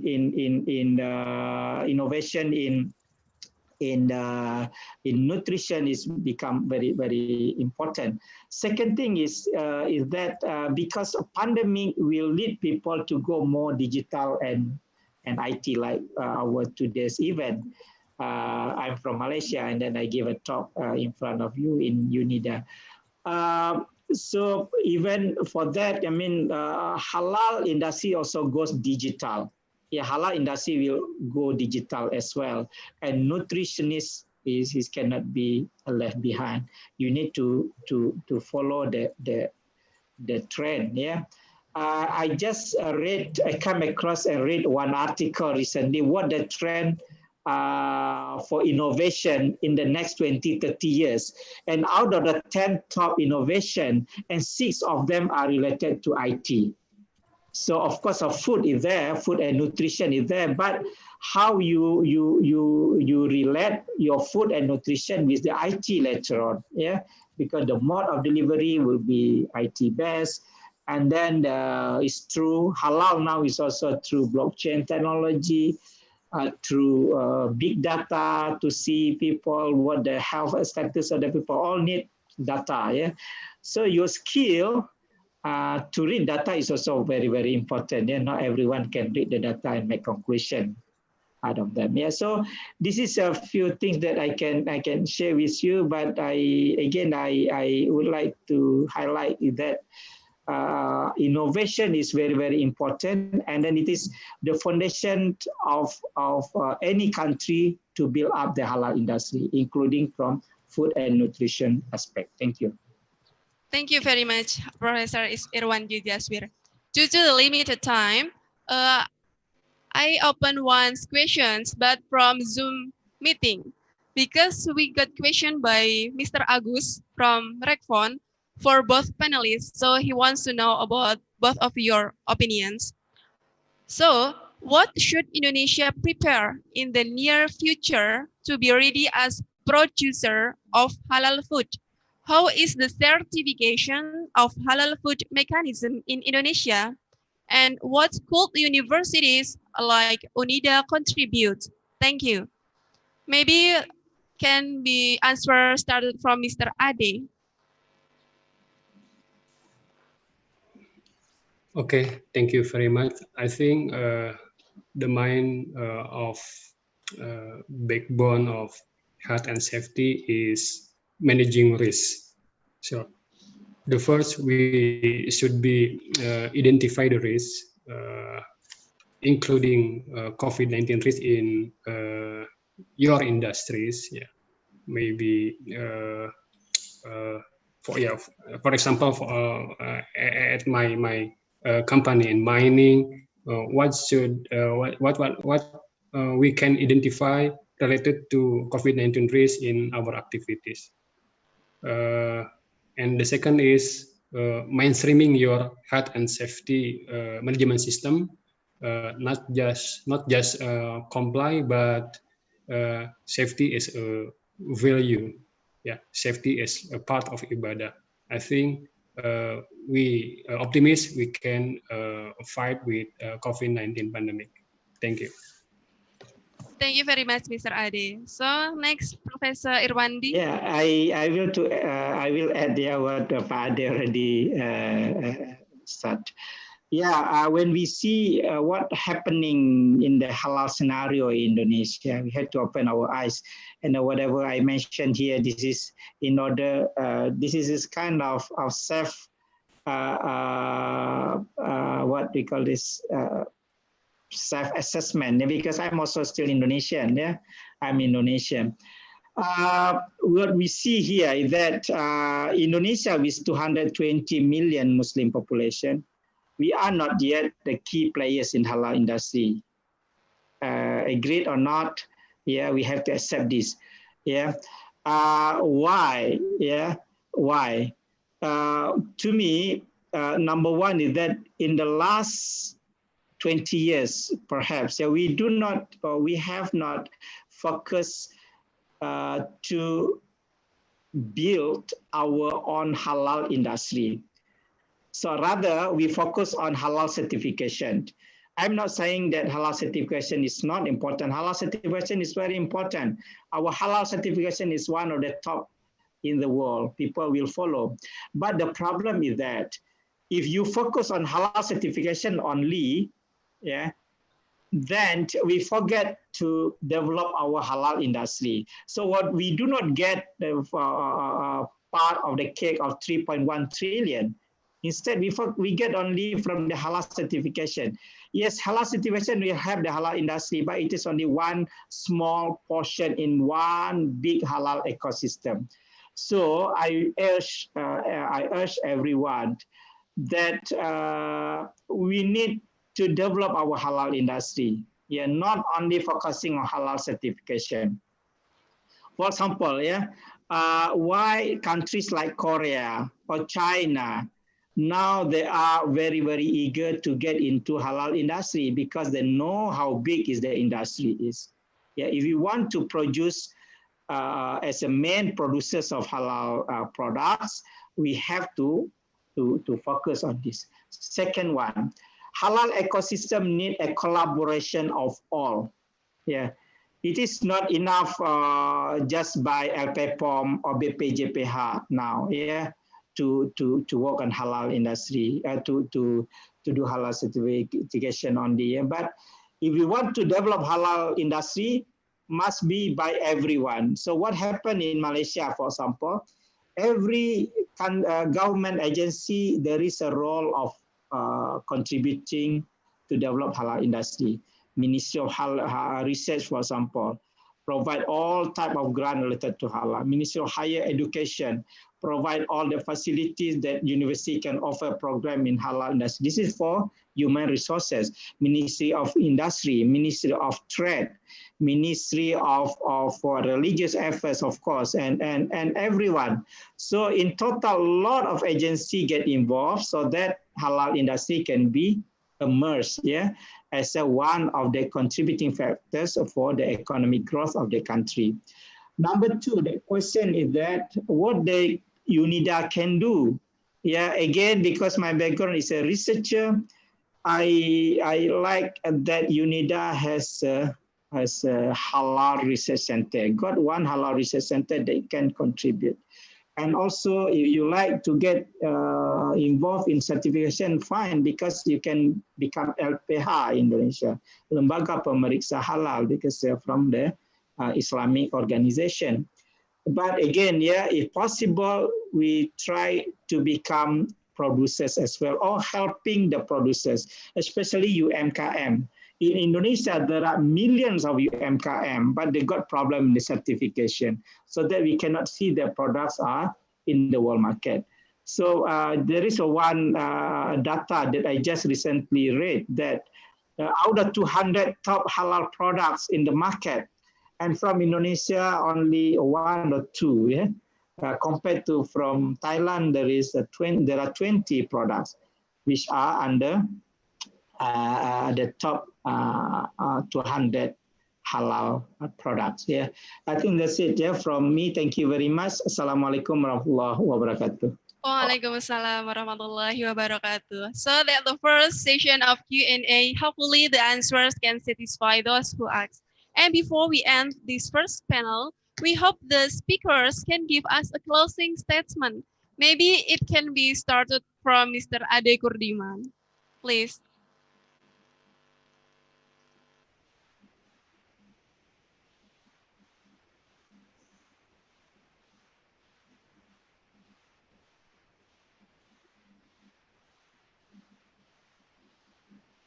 Mr. Ade, will you give us a closing statement, maybe once or two sentences? Okay, sorry, I try to answer the chat, the question. Thank you very much. UNIDA Gontor has invited me.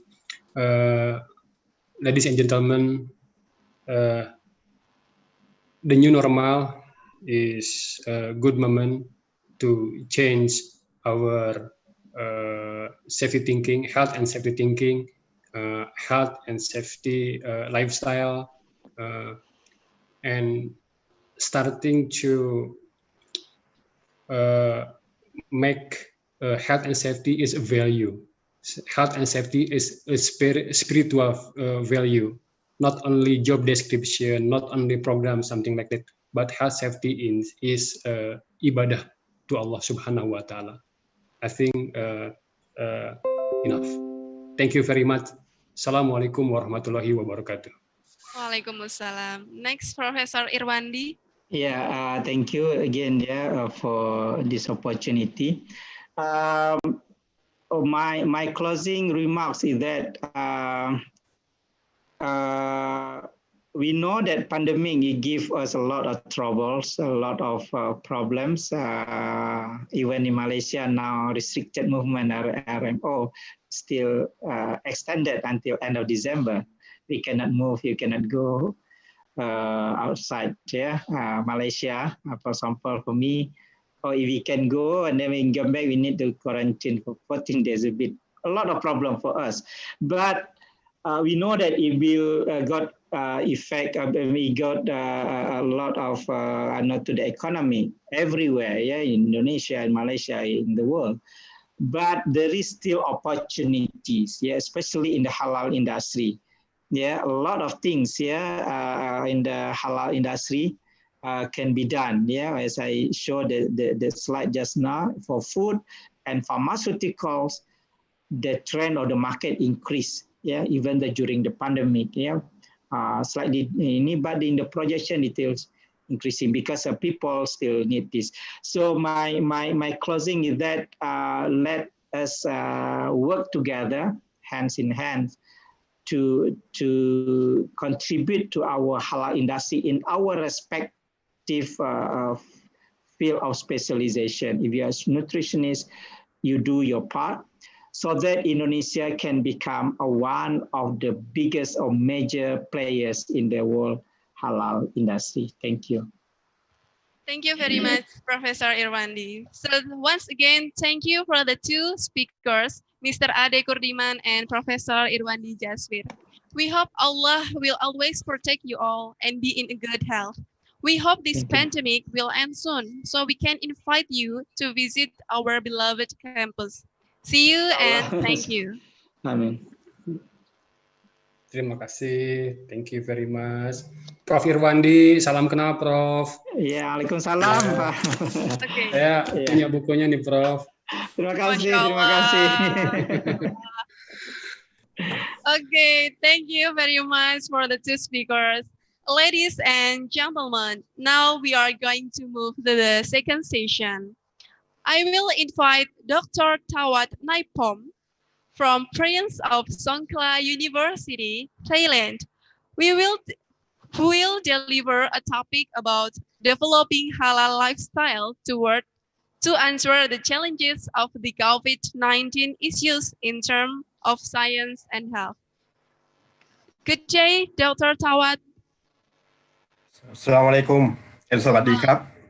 Waalaikumsalam warahmatullahi wabarakatuh. How do you do? Alhamdulillah, alhamdulillah. MashaAllah. Thank you for waiting us. Before you start your presentation, let me introduce your CV to our participant first. Dr. Tawat Naipom.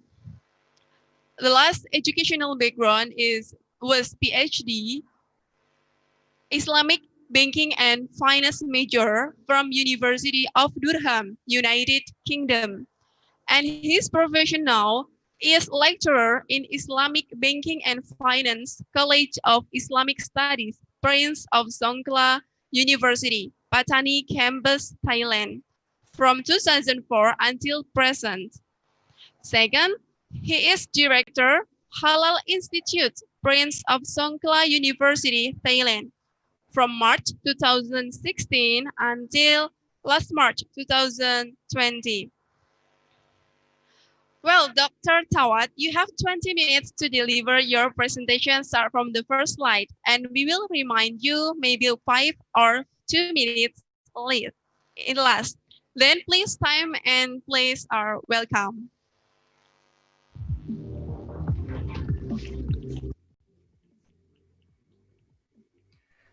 Bismillahirrahmanirrahim. Thank you, Madam Chairperson,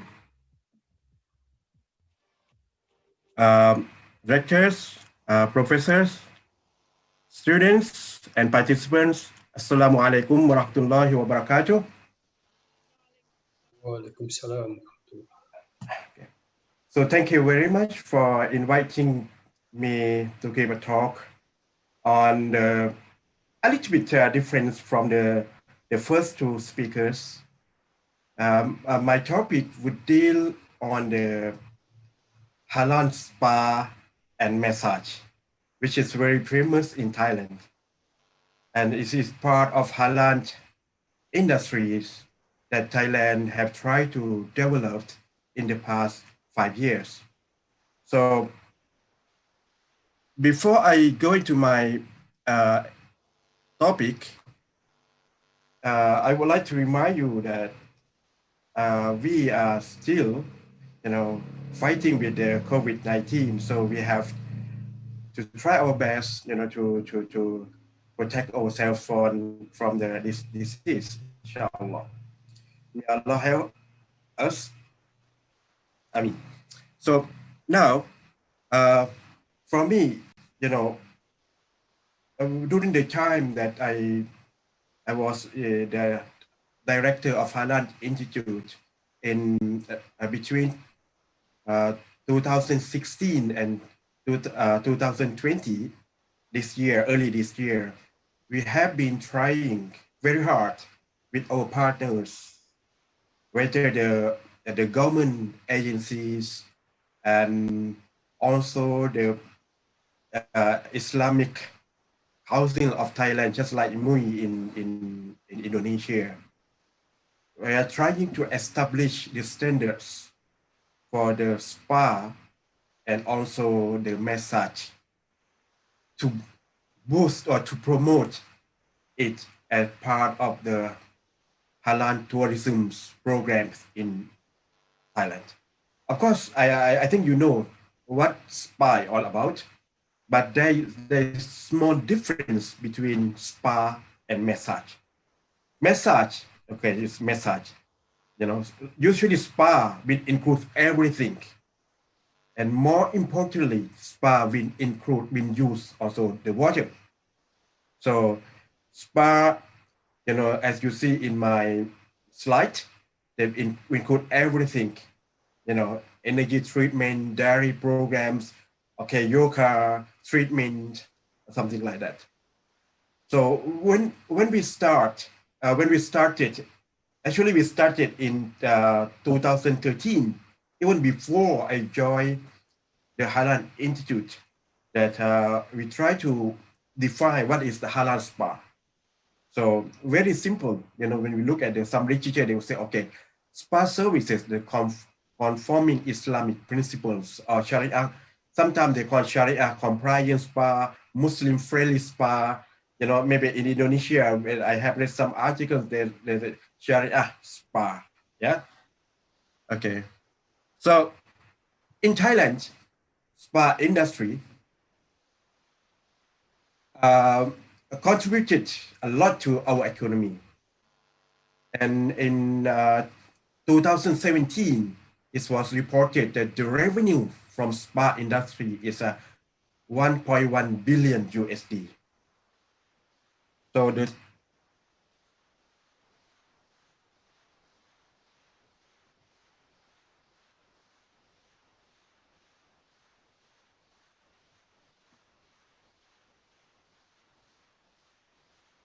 yeah, so in August, 24th August, this month, we have, lot of activities going on about spa. So the total spa operators in Thailand, we have 13,514 operators nationwide. In our area, in Muslim area, now we have been trying to help them to come online, book spa, halal spa online within the Muslim provinces of Pattani, Yala, and Narathiwat. And that project is underway now. So Thailand actually was ranked number 16 in the world and the fifth in Asia. And the growth rate is 8%. This is before COVID, okay? This is above the global average of 5%. So when we talk about Thailand, usually people will say, okay, Thailand is the Asia's spa capital. There is come, the first case of the COVID in Thailand was discovered or reported on the 12th of January this year. And now, on the 25th August, we have the cases of 3,402 cases, 3,229 have recovered, 115 hospitalized, and 58 dead. And many cases were linked to the spa therapists and the managers in tourist destinations provinces. For example, in Phuket, in Bangkok, in Krabi provinces. So the questions come to my mind of what is next for spa? And for that matter, the halal spa services in Thailand. What's going to happen during and also after COVID-19, which we don't really know when it's going to stop. So when look further into halal spa industry in Thailand, there are many spa operators self-proclaim that they are halal spa, yeah? So there's no any standards, any halal auditing or halal inspecting have been done in the country. So now, these are the partners that we started in 2013 to come up with the halal spa services standards. The first one is Thai Spa Associations. We have, of course, from the religious side, the Central Islamic Council of Thailand, or we call CCOT. And we have also the Halal Standard Institute of Thailand. And we have the Association of Provincial Islamic Council members. This is especially for the South. And we have the Ministry of Public Health. And we have the Association of Asian Halal Tourism and Trade, Ministry of Tourism and Sports, Halal Institute of Prince of Songkran Universities, where I used to work. And we have drafted, actually it has been completed since 2016, the Halal Spa standards. Components of the Halal Wellness Spa Services standards, we have the scope, we have the term and definitions. So what we mean by Halal Spa, we found here. So, but the most important components is the criteria and the requirements of Halal Spa services. So it's related to the place itself, the premises, and also the wellness spa managers, therapists, and the products, and the service and safety criteria.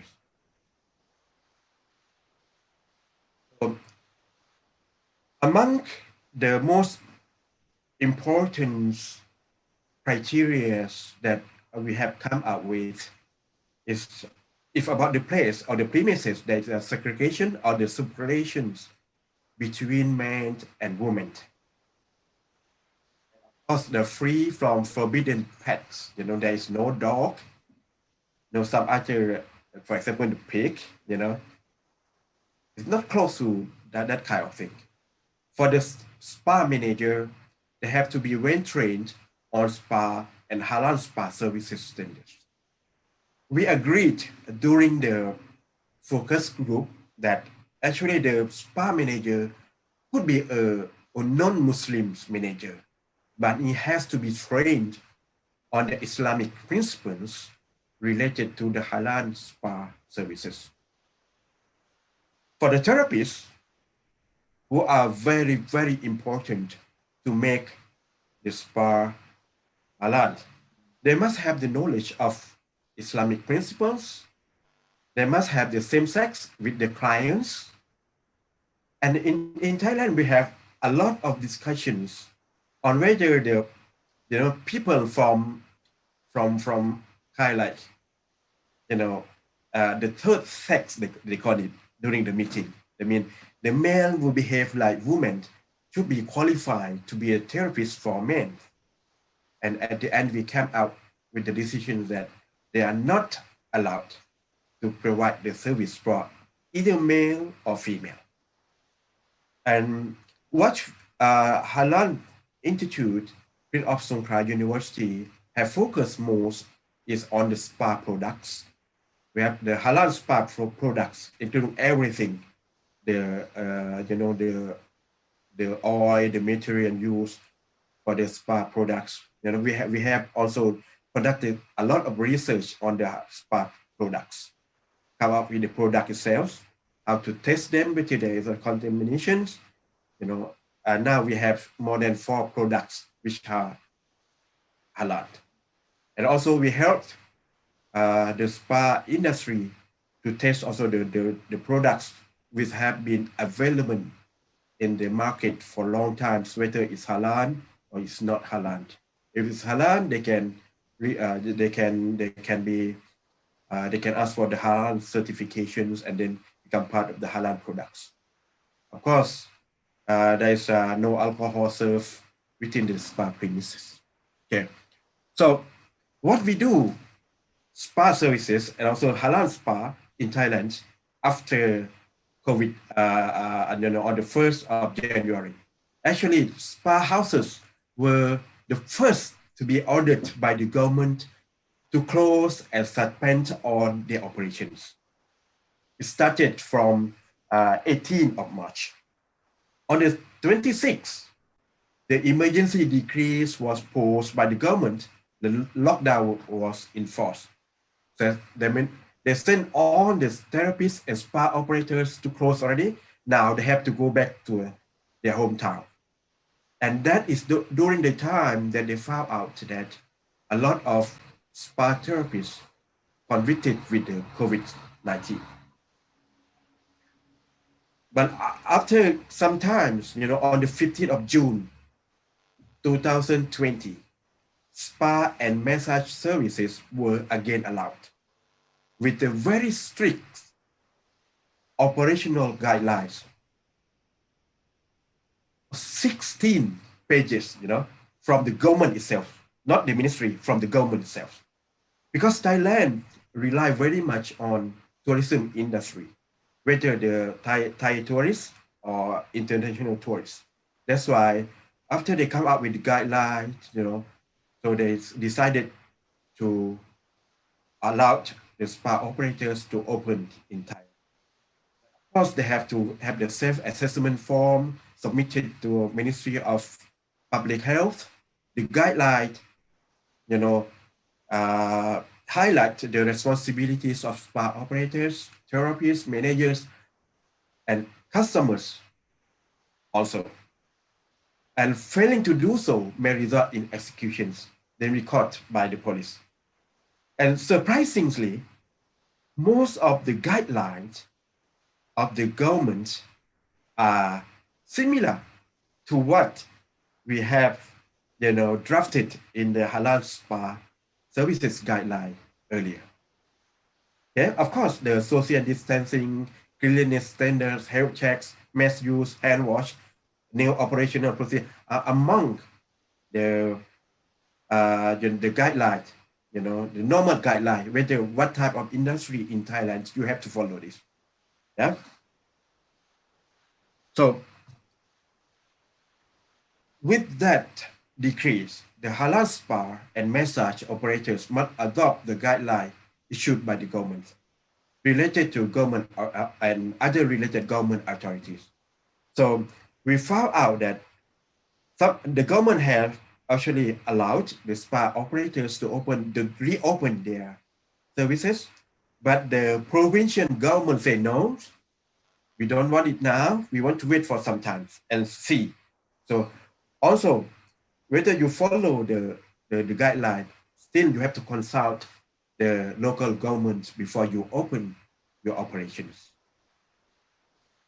And also, we have to adhere to the rules and regulations provided by the Provincial Islamic Councils or the Central Islamic Council of Thailand.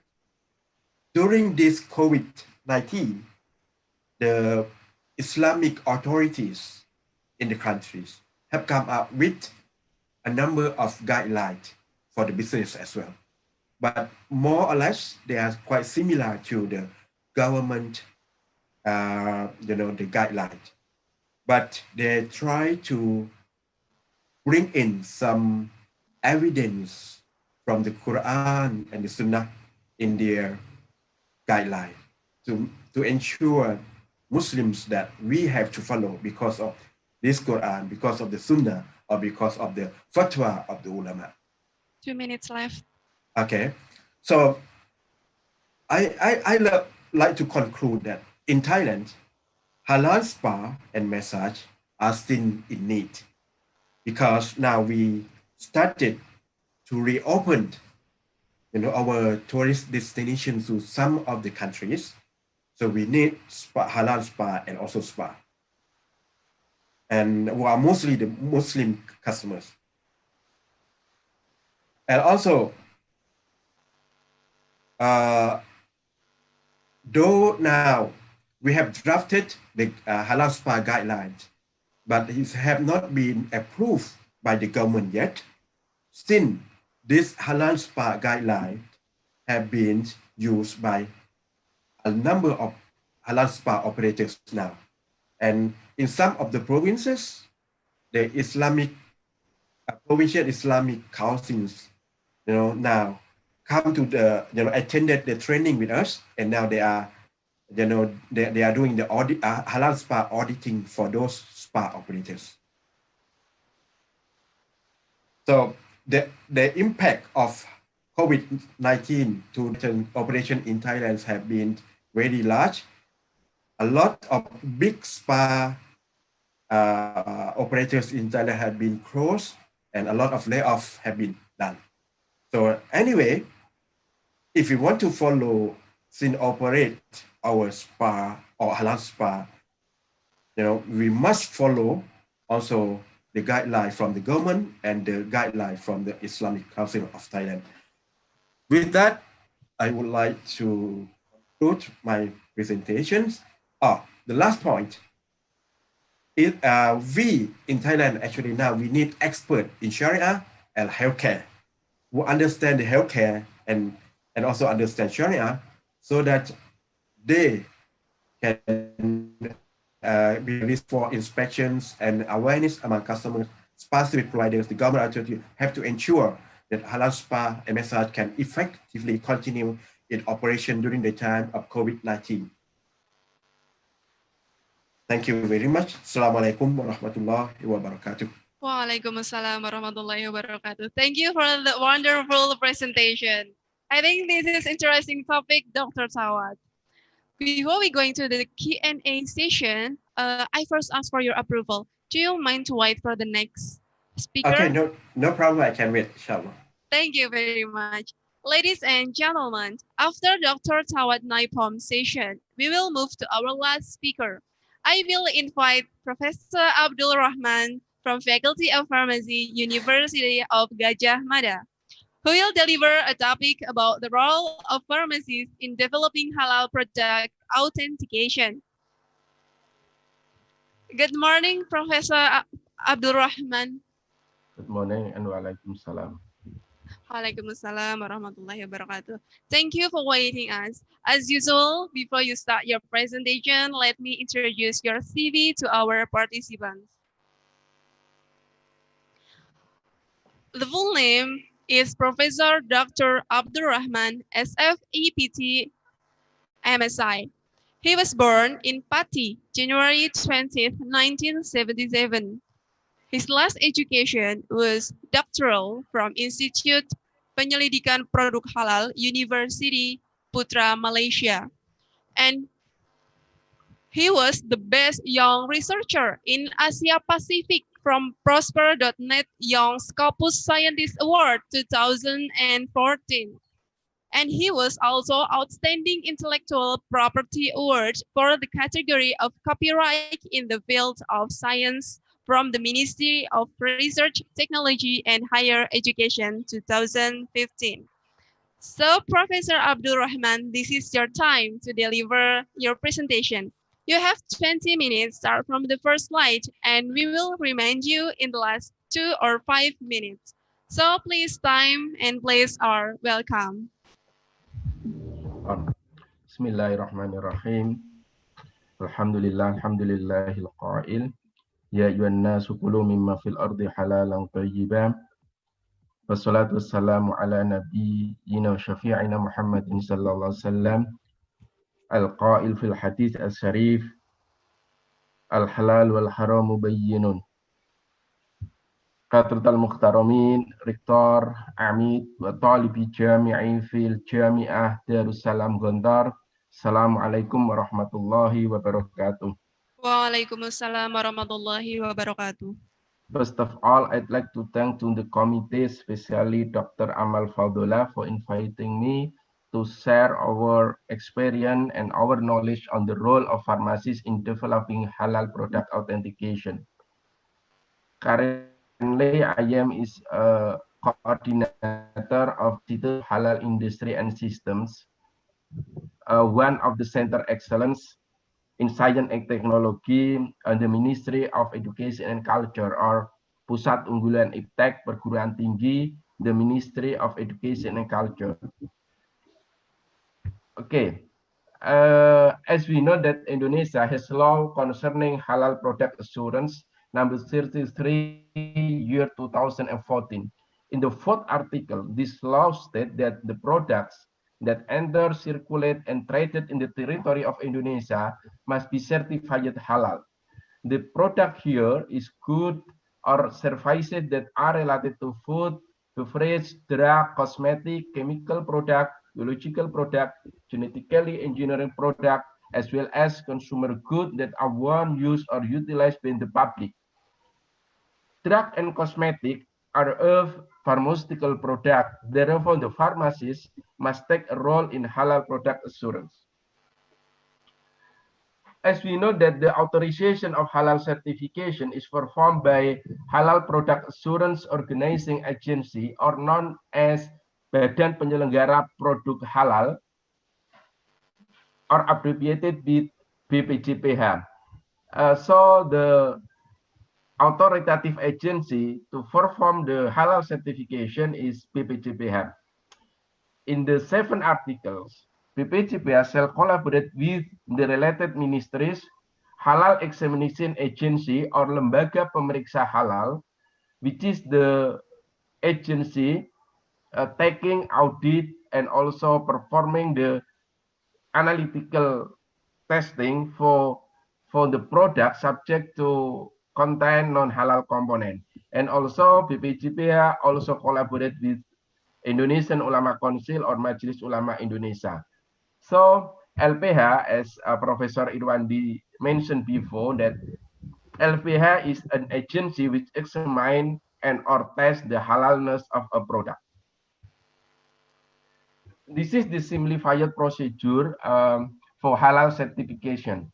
So write an application. So applicants must write an application to be submitted to BPJPH, and then BPJPH will assign to LPH, and then LPH is performing audit and also the testing the product if applicable. So if the product is suspect to contain such as lard, porcelain, gelatin, and also alcohol, so LPH are free from non-halal components. And then LPH report the audit to BPJPH, and then BPJPH send the report to Ulama's fatwa. Yeah? And then the fatwa of ulama is sent back to BPJPH, and then the BPJPH give the conclusion: is it the product is halal or cannot be stated as halal? So from here we know that the pharmacist must take role as one of auditors in LPH, because the requirement to be LPH, to be LPH, is that there is a minimum 3 auditors, and auditors must comply with the product which will be certified. For example, if the product to be certified are pharmaceutical, so the auditors must be pharmacists. If the product to be certified is food, and then the auditor must be a food scientist. In the 9 articles, the collaboration between BPJPH, as we know that BPJPH is the authority body to certify the halal product, with LPH. With LPH is the agency perform an auditing, is conduct for product examination and or testing. Therefore, LPH or LPH must have the procedure for halal authentication analysis. All LPH, so Islamic organization, universities are invited to be an LPH. And LPH has the same opportunity in assisting BPJPH to examine and or testing the halalness of product. Therefore, LPH must have a laboratory or cooperation agreement with other institutions which own a laboratory. So, for example, our university, Universitas Gajah Mada, have a laboratory equipped with the sophisticated instrument capable of detecting and analyzing non-halal component. However, if our institution have no laboratories, we can make cooperation with other institutions, for example, Badan Pengawas Obat and Makanan, to perform the testing. Therefore, it doesn't matter if the university have no laboratory to perform or to become LPH, because a university can make a cooperation with other institutions having a laboratory, especially laboratories, especially in accredited laboratory according to ISO 17025. And then maybe we have a product, this product. The question is, and this product are halal? Yeah, as we know, the cosmetic and pharmaceutical product may contain non-halal component such as lard in the cosmetic and also porcelain gelatin in the capsules. Therefore, LPH as auditing body must perform testing this product. Therefore, LPH must have the standardized method or must have validated method to perform or to take the analytical procedure for testing the product. So halal authentication analysis is intended to confirm that the product are free from non-halal component. As we know that the advanced technology in the industries has led to the use of non-halal component in the product, such as lard in cosmetic, in lipstick, yeah, and also porcelain gelatin in the capsule, and so on. And it is reported that some food and pharmaceutical products available in the market may be labeled with incorrect or missing information related to ingredients source use. As Professor Irwandi mentioned before, that the main issue in halal products, three main issues in halal products is raw materials, processing, and authentication. And as we know that the food, pharmaceutical we consume must be authentic. If the food or pharmaceutical are declared halal, must be halal. Therefore, we must authenticate that the product we consume are free from non-halal components. Halal authentication analysis to comply with the halal requirement. So the reliable method is needed. Basically, we have compiled the analytical methods used for halal authentication analysis in our papers. For example, in Food Review International, we have reviewed some analytical method for pig derivative in food product, and also the spectroscopy for halal authentication analysis. And currently, our group has published in high impact journal in Trend in Food Science and Technology regarding the analytical method for authentication of halal gelatin. Analytical techniques, I think analytical technique is the major challenge for pharmacists, yeah, for authentication of halal product, because the method used must be valid or even must be standard. So I think analytical method is the critical point to perform the halal authentication analysis. Pig derivative, pig derivative commonly found in pharmaceutical product are lard, for example, in lipstick, and also porcelain gelatin. And based on our experience, analysis of lard, the method of choice for analysis of lard is FTIR spectroscopy, especially combined with chemometric. But FTIR spectroscopy is suitable for only screening. And then for confirmation, we need the sophisticated instrument. For example, we must use gas chromatography, mass spectrometry. I think this is the pharmacist field. So pharmacists must be familiar with this instrument, AR spectroscopy, GCMS, and also for analysis of porcelain gelatins, for example, in the capsule or in the food, the standard method or support to be as standard method is RT-PCR, real-time PCR. This is the method based on DNA. We know that DNA is fingerprint, so each species have the fingerprint DNA profile, and also we can use LC-MS, liquid chromatography, mass spectrometry, tandem mass spectrometry for identifying the specific marker of the type in porcelain gelatin. So this method may be a candidate for the standard method. Until now, we have no information regarding the standard method for halal authentication analysis. For example, we have no information in Standar Nasional Indonesia, for example, SNI, stating or reporting the standard method for analysis of halal product. FTIR spectroscopy is basically the simple analytical technique, yeah, and also AR spectroscopy is a fingerprint analytical technique, meaning that there is no samples, there is no different sample having the same FTIR spectra. So if we have two different samples, for example, lab and BFET, for example, so the FTIR spectra will be different. So this difference can be exploited to identify the presence of a lard in the cosmetic or pharmaceutical product. For example, we have a differentiate lard from other edible fat and oil.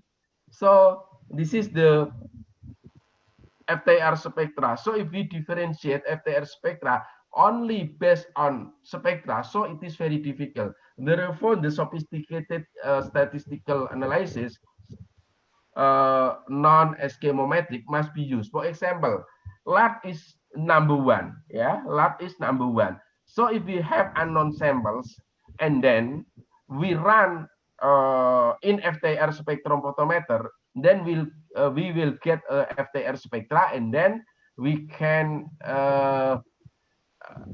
treat using chemometric, and if the sample is fall in the lard area, so we can justify that unknown sample is lard. So chemometric make data analysis easier when then if we analyze FTIR spectra directly. And also we also, for example, identified and quantified lard in cosmetic lotion formulation. Yeah. Then in this article is published in Journal of the American Oil Chemist Society. So if we have the lotion suspect to contain lard, so in principle we can just analyze using FTIR spectroscopy without any sample preparation. So just place the sample into ATR, attenuated total reflectant, and then we get spectra, and then the spectra analyzed using chemometric. So we can differentiate lotion containing lard and without lard in formulation. FTIR spectroscopy has advantage that it is simple and some cases without any sample preparation, meaning that the sample just placed in the sample holder. And FTIR spectra are specific because FTIR spectra are fingerprint in nature. Yeah. However, FTIR spectroscopy has the main drawbacks that the developed method can only be used for pharmaceutical formulation of sample consistent with the dose method. So if we test the lotion from the different manufacturer, so FTIR spectroscopy is not applicable. Therefore, FTIR spectroscopy is an ideal technique for specific industry with specific formulation. And I think in the future, GCMS is a standard method for identifying lard in the pharmaceutical product. Why? Because GCMS has the capability to search the specific marker of fatty acid in the lard. Therefore, any products, if the product contain lard, and then we analyze using a GCMS, we can find the specific marker, the specific fatty acid marker to justify are the product containing lard or no. Yeah, and this is when report in the food chemistry, our colleague from IPB, yeah, during our study in Institute Halal Product Research Institute have reported the 3 fatty acid, yeah, 3 fatty acid, which used as the marker during lard analysis. So if the product tested, pharmaceutical, food, cosmetic, and then test using GCMS, and you find these 3 fatty acid, so it can be a state that the product contain lard. But if we didn't find these 3 fatty acids, so we can state that the product no lard in the composition.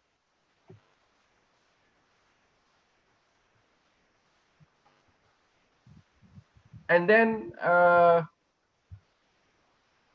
gelatin analysis. And the second one, a pig derivative commonly found in the pharmaceutical product as gelatin. As we know, the gelatin is a popular material to be used in the capsule cells. Yeah. So if we consume capsules, so my first thing to be considered is capsule is halal or no.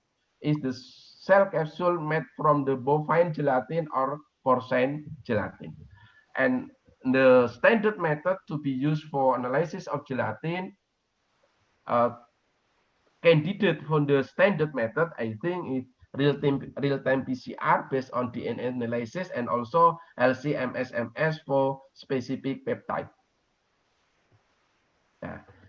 This is one paper reporting the specific marker, yeah, marker peptide, yeah, used for differentiation of porcine and bovine gelatin. Basically, if we have the gelatin and then gelatin is digested using a tryptic, yeah, enzyme tryptic, and then the gelatin is cut to lysine and arginine, and then the sequence of amino acid composed of peptide can be identified, and we will find the specific marker of gelatin, either porcine, bovine, or fish gelatin. I am sure that Sunnatullah, that each types of gelatin will have the specific composition peptide. Therefore, we must search specific peptide to be used and the marker for confirming the foreign gelatin. This is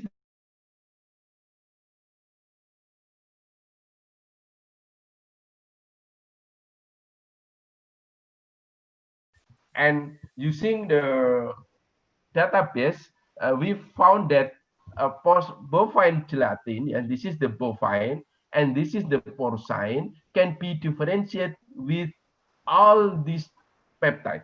Yeah, all these peptides. So if we have the product and then we analyze using LC-MS, and we find this peptide marker, so we can confirm that product is coming from porcine gelatin. If the product composed, yeah, if the product is composed from this this peptide, so it's supposed to contain the bovine gelatin. And much papers currently try to find the specific marker for differentiation of bovine, porcine, and other gelatin types. For example, this is a paper published in Journal of Pharmaceutical and Biomedical Analysis. The author tried to differentiate 5 types of gelatin using MS spectra and also using chemometric or principal component analysis. So the authors can classify, can make differentiation between a donkey, bovine, pig, deer horn, and glue gelatin. Yeah, so therefore we can identify which is the porcine gelatin, which is the bovine gelatin, which is the donkey gelatin, and so on. And the last method for analysis of non-halal component is PCR, polymerase chain reactions.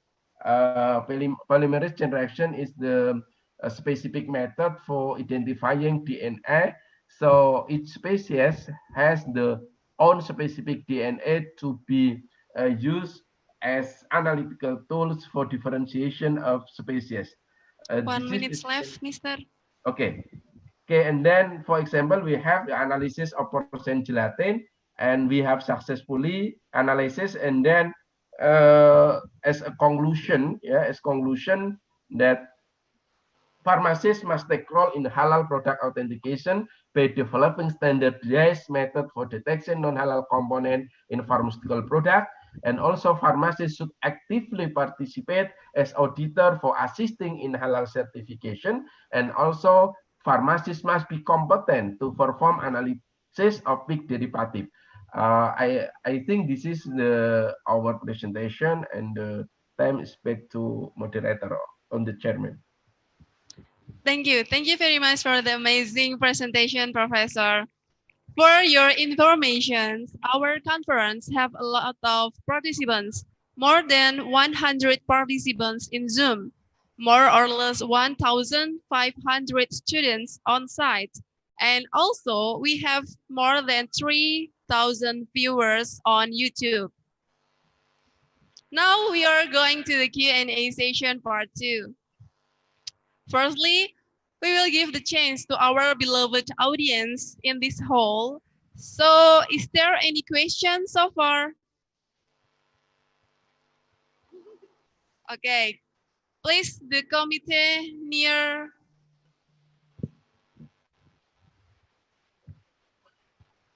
Bismillahirrahmanirrahim. Assalamualaikum warahmatullahi wabarakatuh. First of all, I'm so grateful being a participant of this superb agenda, getting some new incredible knowledge from such amazing speakers. I want to say a big thanks for our honorable speakers today. My name is Binti Solihatin. I'm student of pharmacy department, and I want to ask a question, especially to Honorable Professor Abdurrahman. As a student of pharmacy, I'm wondering how to develop a simple method for halal authentication of pharmaceutical, since not all laboratories have a sophisticated instrument. Thank you, Professor. Thank you. Maybe we can collect it first, yes. The second question, please. Okay. The committee. Okay. Bismillahirrahmanirrahim. Assalamualaikum warahmatullahi wabarakatuh. Thank you for all amazing speakers that have given us new knowledge today. So, my name is Dikrina Puspandirmala. I'm a student of Management Department from 3rd semester. I want to ask especially to the Honorable Dr. Tawad. What is your motivation to establish the Halal Center in Thailand, while Muslim in Thailand is minority? As we know that many Muslim majority countries have not developed halal industry and science. Maybe that's my question. Wassalamualaikum warahmatullahi wabarakatuh. Waalaikumsalam. The third question.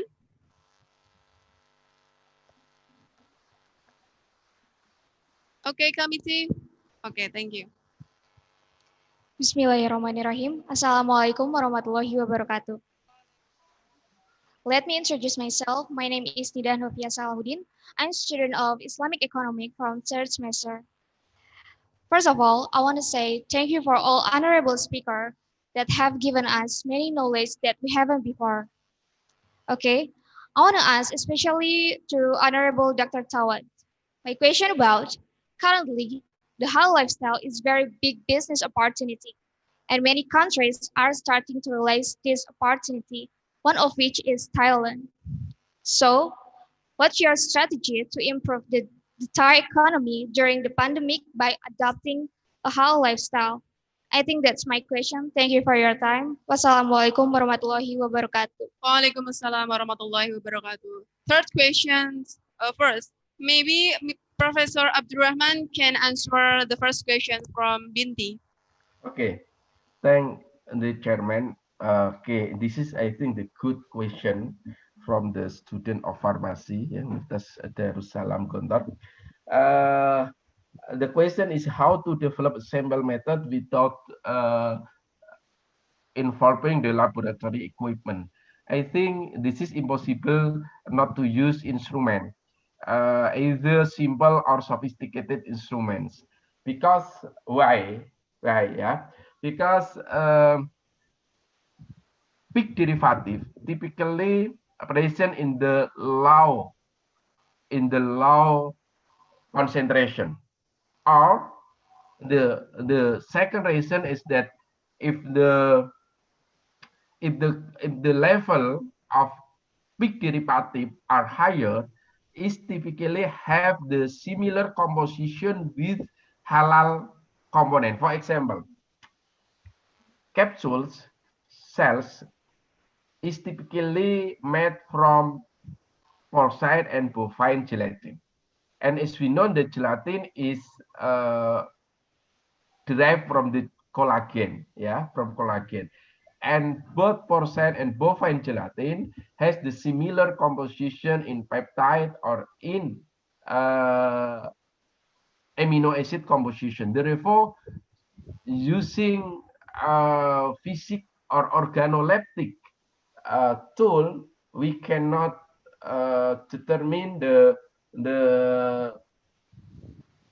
types of non-halal component. Therefore, the involvement of instrument, either simple or sophisticated, yeah, is a must in the identifying of non-halal component. We have a simple instrument, yeah, simple instrument just for screening. For example, our group in Institute for Halal Industry and System have developed electronic nose, also electronic tongue, yeah, electronic nose which mimic the human nose to identify the small molecules, yeah, small molecule, volatile molecule out from the samples, yeah. This is simple. Until sophisticated, yeah, our university also have our sophisticated instrument for detecting non-halal component, for example, LC, MSMS. So, as a scientist in halal authentication analysis, I have a comment that this is impossible, yeah, or it is not acceptable if we identify non-halal component just using organoleptic without instrumental analysis. Thank you.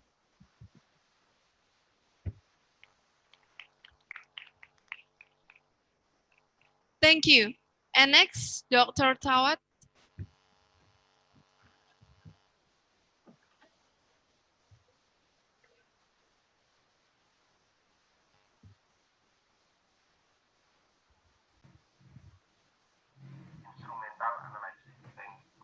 Could you hear me? Yes, we can hear you. Okay. Okay. Assalamualaikum warahmatullahi again. Before I answer the questions posed by the participants, I would like to share some of the experience the research have been conducted at the Halal Institute in Songkhla University. Actually, we have, we have an issue for the SME, especially the food and restaurants operators. They said that though they are Muslims, but they want to make an easy testing kit for them so that they can just test it straight away. No need to come to the laboratory on the time. So our Halal Institute actually have, developed the test kit, for the restaurants, for the basic testing of the halal products, but mainly for the restaurants and the operators, yeah. So for the details, you can check into our website, Halal Institute Free of Songkhla University, because I am not a scientist, so I don't know much about the details of the products, yeah. But it have not been commercialized yet. We are still, in the midst of commercialization, inshallah, within a year, I think. Yeah, for the questions, if I'm not mistaken, student asked about what is the motivations of establishing Halal Institute in Thailand. Okay, in Thailand, actually we have two big Halal Institute in terms of academic institutions. Yeah, one is at our university, Prince of Songkhla University in southern Thailand, where a majority of Muslims are living. Yeah, so we call Halal Institute. And then we have one in Chulalongkorn University, the top university in Thailand, in Bangkok. That called is Halal Science Center. So actually, these two organizations have focused in different, different aspect of halal. If you want to deal with the halal laboratories, halal testing, the sophisticated halal related equipments houses in Bangkok, in the Chulalongkorn University. For us in the South, we have a laboratory, but not very big ones. But we are much focused on the halal tourism, halal spa and massage, halal mice. Halal mice, that means that like the convention center, how to manage in accordance with Islamic principles. And also we focus on the capacity buildings for halal entrepreneurs in Southern Thailand. During the time that I was the director of Halal Institute, we had during that time 3,300 halal entrepreneurs, mostly SME, under our care. What we do usually, we do the training for them, what we mean by halal or non-halal. Though they are non-Muslim entrepreneurs, but they have to understand, and usually they must employ Muslims, top management to help them. And then we help them also to test a different type of products, from the beginning, even to if they are SME, come up with the premises, we go and check for them. The packaging we do for them, the whole process until marketing, from the productions, the business ideas, packagings, and also the marketing side. We have been doing that in the past 10 years in Southern Thailand. That's why one of the reasons that in Thailand we have a lot of halal entrepreneurs, and we have to be very, very strict in our testing and dealings and inspecting or auditing, because we are non-Muslim countries. We are non-Muslim countries, so we have to be able to show the world that we are really halal certified in according in Islamic principles. And one of the organizations that had very big roles in the process of halal certifications is the Islamic Council of Thailand.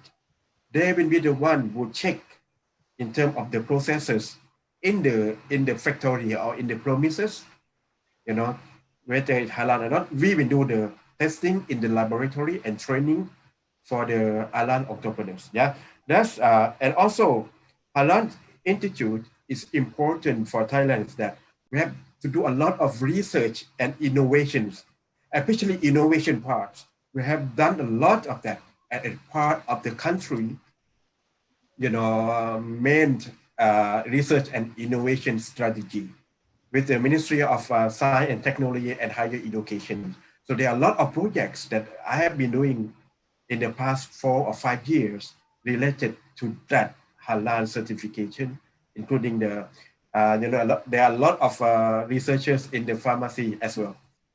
And we have been doing this with the help of different experts from different faculties. And now we are doing something we call the halal healthcare, and we are going to have one new building for the halal medicines. We target for our customers from the Middle East. Inshallah, we hope that after COVID-19, we will have a lot of people, come to our, halal medical center in Hat Yai, in the heart of Hat Yai, and we'll be able to provide the halal medical services for those people. And we are in the midst of, doing the halal medical standards for this halal medical center. And also the second questions related to the strategy of the Thai government after the COVID. Yeah. Actually, SME in Thailand now, they have been receiving the space, we call it special funding from the government to, to reopen their businesses now, including the halal spa and the halal SMEs. They are entitled to that assistance, the financial assistance from the government. So we hope within the first quarter of next year, if the COVID-19 pandemic is not worsened, we hope that all the businesses, especially SMEs, halal SME, will be able to at least maintain their productions and revenues, inshallah. That's I think the key strategy now. Not to promote into. Of course, we have a lot of Thai products from the big companies. They have not been affected by the COVID at all. And there are some of the companies that produce halal products actually get the advantage from this COVID-19. Especially those halal medical products, halal pharmacies. All have been boost their revenue from the impact of COVID-19. Yeah. I hope that I answer all the questions. Yeah. So thank you very much. Thank you very much, Dr. Tawad. Okay, move to the questions. We have questions from our participant from Zoom meeting. First, from R. Muhammad to Professor Abdul Rahman. So, Professor, he wants to ask, how do you connect complex research in food chemistry with the discourse on Islamization or integration? And second, from Dwi Nastiti Seameo Rekfon, intended to Dr. Tawad. She said, thank you for sharing on Thailand case.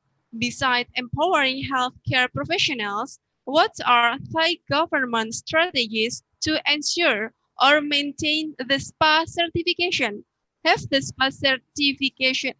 SPA service standards been harmonized in Southeast Asian countries? Thank you. Maybe Professor Abdurrahman can answer the first question.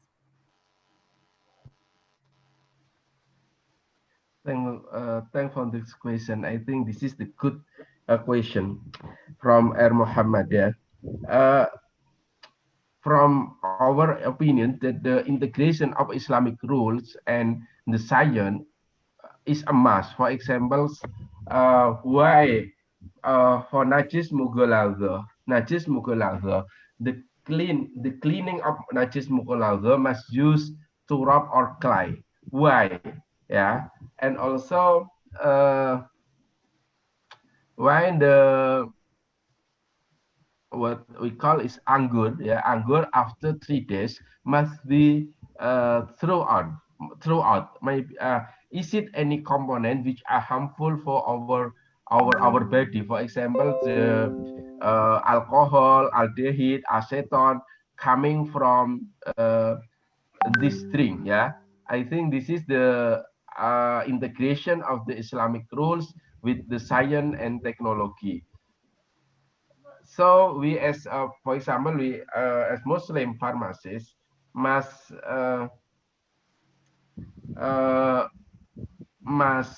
study, must make the scientific reasons why the najis mughalazah must be clean 7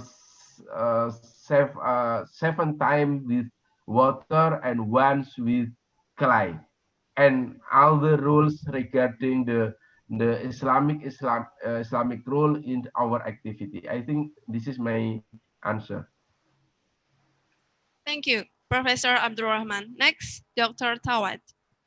Yeah, thank you for the questions. Yeah, so in Thailand, the SPA certifications. Okay, we have different type of certifications. Yeah, for the SPA operators, we first they have to be certified by the Ministry of Public Health. Yeah, and also the spa therapists and managers have to be trained and certified by the Ministry of Public Health as well. For the spa certification processes, that will be done also by the Ministry of Public Health. So for the halal spa operators, they have to be certified with two different organizations. The first one, of course, the Ministry of Public Health, and the second one is the Provincial Islamic Councils. So it depends on where the spa houses are located. So the auditing and inspections will be done by the Provincial Islamic Councils. But the certification, the logo itself, will be issued by the Central Islamic Council or SICOT. So what have been done in terms of certifications? Of course, spa certifications, actually in Thailand, we have the Spa Association of Thailand. They have the standards already and in practice, okay? But for halal spa certification, now, just recently, the government, we had a meeting with the Ministry of Public Health, and they have promises to try to include the halal spa certification and also halal spa trainings for therapists, for managers into their training systems and certification system. And inshallah, maybe within 1 year or two, we hope that we will have that halal spa certification ready at national level. As for the certification processes, yeah, usually it's been included before, before you apply. You know, what are the criteria that you have to meet? And when you applied and you have received the certifications, the government agencies and also the halal agencies will come and do the regular checking. And usually every quarters, they will send their expert or their auditors to come and check, you know, without prior information. That's what they do here in Thailand. And the second part of the questions asking about the harmonizations of spa standards in Asian countries. Actually, if I'm not mistaken, that had been done by the ASEAN Secretariat, you know, in 2005. You know, spa services standards, 2005, you know, at ASEAN level. But that is a conventional spa, not halal spa. For halal spa, we have already proposed and have a number of discussions with the presidents of Spa Association of ASEAN Spa Association is also the president of Thailand Spa Association on how to, you know, harmonize also halal spa, you know, standards in Asian countries. And last year we have invited the presidents of spa services from Malaysia and Indonesia to attend our meeting on the halal spa certification. And we hope that in the near future, we would have also halal spa services standards for Asian countries. Thank you very much. Thank you, Dr. Chao. Due to the limited time, we are sorry to end our Q&A session for the audience who still have questions, both on site or online. So before we end our second session, we hope that speakers can give us a closing statement. Maybe it can be started from Professor Abdul Rahman, please. I think my closing remark that pharmacists, especially Muslim pharmacists, must take a responsibility for assisting the halal assurance of pharmaceutical product, and also Muslim pharmacists must be an auditors in LPH, and for University Gontor, University Darussalam Gontor is suggest to set up as LPH as a halal certification body. Thank you. Thank you, Professor. And then Dr. Tawad. For me, I think when we talk about spa, halal spa and massage, people might be amazed. How could this halal spa and massage could be halal? But for us here in Thailand, we believe that Islam is, the whole, the way of life. So spa is part of life. That especially the medical massage is very important for people here in Thailand and abroad. So I think since we have to use it, there is a demand in terms of the business. Why not we go into it and make this spa and massage halal? That is our roles, as Muslims, to make everything that we have to use, we have demand to be halal. So I agree with Professor Abdurrahman that Muslim pharmacists have the role, very big role to play in the process of halal, and also in spa halal, because all the products are related to chemical products, from herbal products.